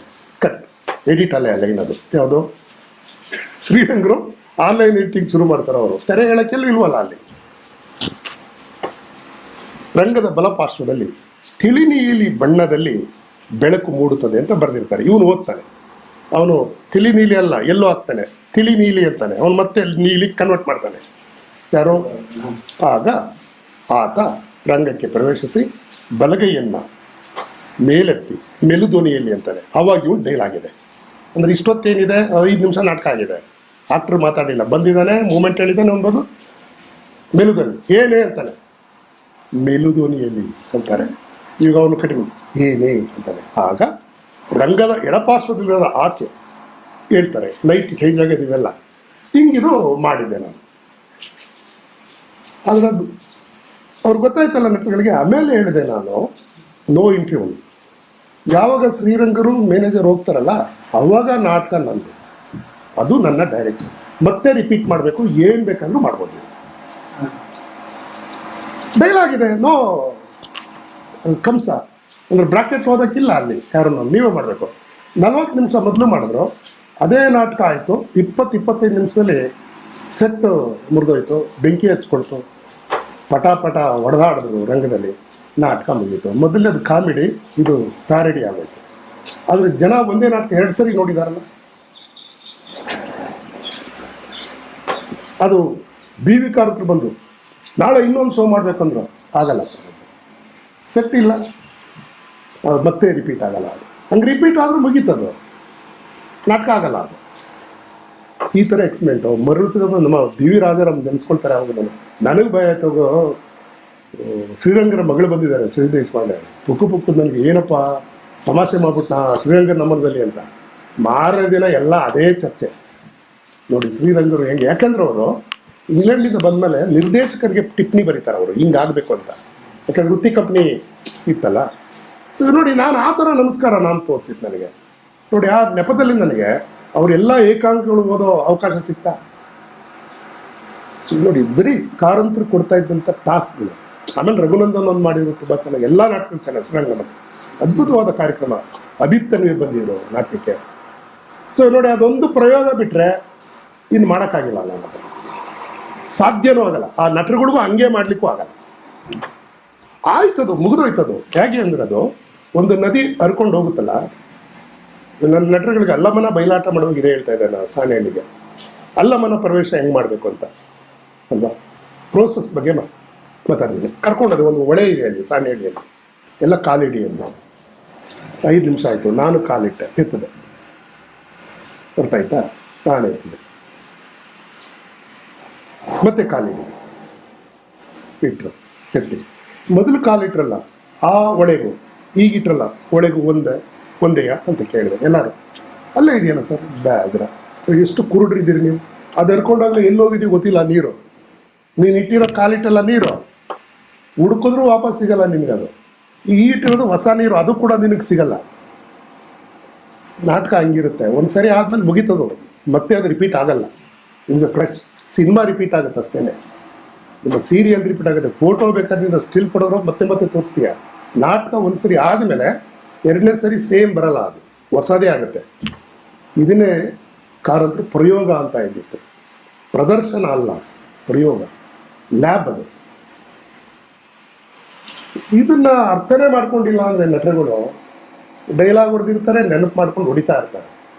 ಇವು ನೋಡಿ, ಮಲೆಗಳಲ್ಲಿ ಬಂದ್ಗಳು ನನಗೆ ಪ್ರಯೋಗ ಯಾಕಾಗಿದೆ ಅಂದರೆ, ನಟರುಗಳು ಹೊಸಬರಾಗ್ತಾ ಇರ್ತಾರೆ, ಸ್ಪೇಸ್ ಹೊಸದಾಗ್ತಾ ಇರ್ತದೆ. ನನಗೆ ಬೋರ್ ಆಗಿಲ್ಲ, ಬಟ್ ಆ ಹುಡುಗರುಗಳಿಗೆ ಆಡಿಯನ್ಸ್ಗೂ ಬೋರ್ ಆಗಲ್ಲ. ಅವ್ರು ಯಾರೋ ಕಂಪೇರ್ ಮಾಡ್ಕೋಬೋದು. ಮೊದಲಾಯಿತು, ರಂಗಾಯಣದಲ್ಲಿ ಚೆನ್ನಾಗಿತ್ತು, ಅಲ್ಲಿ ನೋಡಿರೋರೆಲ್ಲ ಕಂಪೇರ್ ಮಾಡೋರು ಇದಕ್ಕೆ. ಅಷ್ಟು ಜಾಗನೇ ಇರಲಿಲ್ವಲ್ರಿ, 1 ಎಕರೆಲ್ಲಿ ಮಾಡಿ, ಇಲ್ಲಿ 10 ಎಕರೆಲ್ಲಿ ಮಾಡಿದ್ದೀನಲ್ಲಪ್ಪ, ಕಣ್ಣೇ ಇಲ್ವಲ್ಲ ನಿನಗೆ. ಉಳ್ಕಲ್ಲತ್ತಿ ಎಲ್ಲಿತ್ತು ಅಲ್ಲಿ ರಂಗಾಯಣದಲ್ಲಿ? 70 ಅಡಿ ಸೆಟ್ ಹಾಕಿದ್ದಾನೆ. ಸೊ ಈ ಪ್ರಯೋಗಶೀಲತೆ ರಂಗಾಯಣ ಯಾಕೆ ಸರ್ಕಾರ ಶುರು ಮಾಡ್ತಿದ್ರೆ, ಈ ಥರ ವಿಭಿನ್ನವಾಗಿ ಆಲೋಚನೆ ಮಾಡಬೇಕು, ಅಸಾಧ್ಯವಾದದನ್ನು ಸಾಧ್ಯ ಮಾಡಬೇಕು. ಸೊ ನನಗೆ ಗೊತ್ತಿದೆ, ನಾನಿದ್ದಾಗ ಟಿಪ್ಪು ಸುಲ್ತಾನ್ ನಾಟಕ ಮಾಡಿದೆ ನಾವು, ಡ್ರೀಮ್ಸ್ ಆಫ್ ಟಿಪ್ಪು ಸುಲ್ತಾನ್. 60,000 ಜನ ನೋಡಿದ್ದಾರೆ. ಎಲ್ಲಿ? ಶ್ರೀರಂಗಪಟ್ಟಣದಲ್ಲಿ 33 ಲಕ್ಷ ಸೆಟ್ ಹಾಕಿತ್ತು. ಶಿವು ಅಂತ, ಅದು ಅವಾಗ ಇವರಿದ್ರು, ರೋಷನ್ ಬೇಗ್ ಅವರಿದ್ರು, ಸೆಟ್ ಹಾಕಿದ್ರು ಅದು ಸಮರ್ ಪ್ಯಾಲೇಸ್ನ. ನಾನು ಹೋಗಿ 3 ದಿನ ಶೋಗೆ 1 ಲಕ್ಷ ಕೊಟ್ಟು ನನಗೆ ಸೆಟ್ ಬಿಡಬೇಕು, ನಾಟಕ ಹಾಕ್ತೀನಿ ಅಂತ. ರಂಗಾಯಣದ ಹೋಗಿ ಶೋ ಮಾಡಿದೆ ನಾವು. ಸೆಟ್ ಏನೋ ಹಾಕ್ಲಿಲ್ಲ, ಲೈಟ್ ಅಷ್ಟೇ ಹಾಕ್ಕೊಂಡಿತ್ತು ನಾವು. ಸೊ 1 ಲಕ್ಷಕ್ಕೆ ನನಗೆ 33 ಲಕ್ಷದ ಸೆಟ್ ಸಿಗ್ತಲ್ಲ ನನಗೆ. ಆಮೇಲೆ ಕಟ್ಟಿ ಮನೆ ಈಗಲೂ ಇದೆ, ಕರ್ನಾಟಕ ಹಾಕಿದ್ದಾರೆ, ಅದು ಕವರ್ ಪೇಜ್ಗೆ ಹಾಕಿದ್ದಾರೆ. ಈಗ ನಿಂತರ ಅವನು ಟಿಪ್ಪು ಥರನೇ ಕಾಣ್ತಾನೆ. ಸೊ ಇದು ರಂಗಾಯಣಕ್ಕೆ ಸಾಧ್ಯತೆ ಆಗಿತ್ತು. ಅದು ರಂಗಾಯಣ ಯಾಕೆ ಹೇಳ್ತೀವಿ ಅಂದರೆ, ರೆಪೆಟ್ರಿಗಳು ಹೇಳ್ತಾ ಇರೋದು. NST ರೆಪೆಟ್ರಿ ಮಾಡಿದೆ, ಭೂಪಾಲಲ್ಲೂ ಮಾಡಿದೆ. ನಮ್ಮ ಕಾಲದಲ್ಲಿ ವೃತ್ತಿ ಕಂಪ್ನಿಯೂ ಇದ್ದಾವೆ. ಅದು ಯಾಕೆ ಸಿನಿಮಾ ನಕಲು ಮಾಡೋಕ್ಕೋದು? ಅಂತಂತ ಒಳ್ಳೆ ಧೀಮಂತ ನಟರುಗಳು ಮರೆ ಆಗ್ತಾ ಇದ್ದಾರಲ್ಲ. ಕಾರಂತರು ಹೇಳ್ತಾ ಇದ್ದಾರೆ ರಂಗಾಯಣದಲ್ಲಿ ಈ ಥರ ಪರಂಪರೆಯನ್ನು, ನಟರ ಪರಂಪರೆಯನ್ನು ಹುಟ್ಟಾಕಬೇಕು. ಸೊ ಯಾಕೆಂದರೆ ನಟ ಮತ್ತು ಪ್ರೇಕ್ಷಕರು ಮುಖಾಮುಖಿ ಆಗ್ತಾರೆ ಅಲ್ವಾ. ಇವಾಗ ಅದಕ್ಕೆ ಈಗ ಎಲ್ಲ ಲಕ್ಷಣ ಗೊತ್ತಿದೆ, ಎಲ್ಲ ಡಿವೈಸ್ ಟೈಪ್ ಅಂತ ಶುರುವಾಗಿದೆ. ಅಲ್ಲಿ ಪ್ಲೇ ರೈಟ್ ಇಲ್ಲ, ಡೈರೆಕ್ಟರ್ ಇಲ್ಲ, ಡಿಸೈನರ್ ಇಲ್ಲ, ಆಕ್ಟರ್ಗಳು ಗುಂಪಿದೆ. ಅವ್ರದ್ದು ಒಂದು ಕಾನ್ಸೆಪ್ಟನ್ನು ಇವಾಲ್ವ್ ಮಾಡ್ತಾರೆ, ಟೆಕ್ಸ್ಟು ಇರಲ್ಲ. ಸೊ ಅದ ಫಾರ್ಮ್ ಅಪ್ ಅದು. ನಮ್ಮ ದೇಶಕ್ಕೆ ಇನ್ಯಾವ ಬರ್ತದೋ ನೋಡೋಣ. ನಾನು ಅದ್ರ ಬಗ್ಗೆ ತಲೆ ಕೆಡಿಸ್ಕೊಂಡಿಲ್ಲ, ಅವೆಲ್ಲ ನಾವು ಗೊತ್ತಿಲ್ಲದೆ ಮಾಡ್ತಾ ಇದ್ದೀವಿ ಅದನ್ನು. ಸೊ ದಿಸ್ ವಾಸ್ ರಂಗಾಯಣ ದೊಡ್ಡದು. ಹಂಗಾಗಿ ನಾನೇನಾದರೂ ಕಾರಂತರ ಆದ್ಮೇಲೆ ಅಲ್ಲಿ ಡೈರೆಕ್ಟರ್ ಕಟ್ಟಿದಾಗ ಅವರೇನು ಭದ್ರ ಬುನಾದಿ ಹಾಕಿದ್ರಲ್ಲ ಒಂದು ಅಭಿನಯ ಮಾದರಿ ಟ್ರೈನಿಂಗನ್ನು, ಅದು ನಾನು ಬಳಸ್ಕೊಂಡೆ. ನಾನು ಚೆನ್ನಾಗಿ ಬಳಸ್ಕೊಂಡು, ನಾನು ಒಬ್ಬನೇ ಅಲ್ಲ, ಎಲ್ಲರೂ ಬಳಸ್ಕೊಂಡಿದ್ದಾರೆ. ಈಗ ಪ್ರಸನ್ನ ಅವ್ರು ಮಾಡಿದಂಥ ಹ್ಯಾಮ್ಲೆಟ್ ಉತ್ಕೃಷ್ಟ ಪ್ರಯೋಗ ಅಲ್ಲಿ ರಂಗಾಯಣದ್ದು. ಎಂತೆಂಥ ಅದು ಮಿಡ್ ಸಮರ್ ನೈಟ್ ಸ್ಟ್ರೀಮು ಆ ಥರ ನಾಟಕನೇ ನೋಡಿಲ್ಲ ನಾನು. ಒಬ್ಬ ಜರ್ಮನ್ ಅವ್ನು ಬಂದು ಮಾಡಿತ್ತು. ಹಾಗಾಗಿ ಕಾರಂತರ ಕೊಡುಗೆ ಅವರು ದೈಹಿಕವಾಗಿ ನಮ್ಮ ಜೊತೆ ಇಲ್ಲದೇ ಇರಬಾರ್ದು. ಅವರ ರಂಗಸಂಗೀತ, ಅವರ ಥಿಯೇಟ್ರ್ ವಿಷನ್ನು ನಮ್ಮ ಜನ್ರೇಷನ್ ಬಂದಿದೆ. ಇನ್ನು ಮುಂದಿನ ಜನ್ರೇಷನ್ಗೂ ಕೂಡ ನಾವು ತೊಗೊಂಡೋಗ್ಬೇಕು.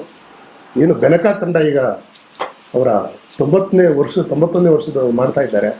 ಈಗ ಕಾರಂತರನ್ನ ಉತ್ತರ ಇಂಡಿಯಾದಲ್ಲಿ ಏನು ಕರೀತಾರೆ, ಬಾಬಾ ಕಾರಂತ ಅಂತ ಕರೀತಾರೆ. ಬಾಬಾ ಅಂದರೆ 2 ಅರ್ಥ ಇದೆ. ಭಕ್ತಿಪೂರ್ವಕವಾಗಿ ತೋರಿಸೋದು, ಅದಾಗ ಬಾಬಾ ಅಂದರೆ ಬಾಬಕೋಡಿ ವೆಂಕಟರಮಣ ಕಾರಂತರು.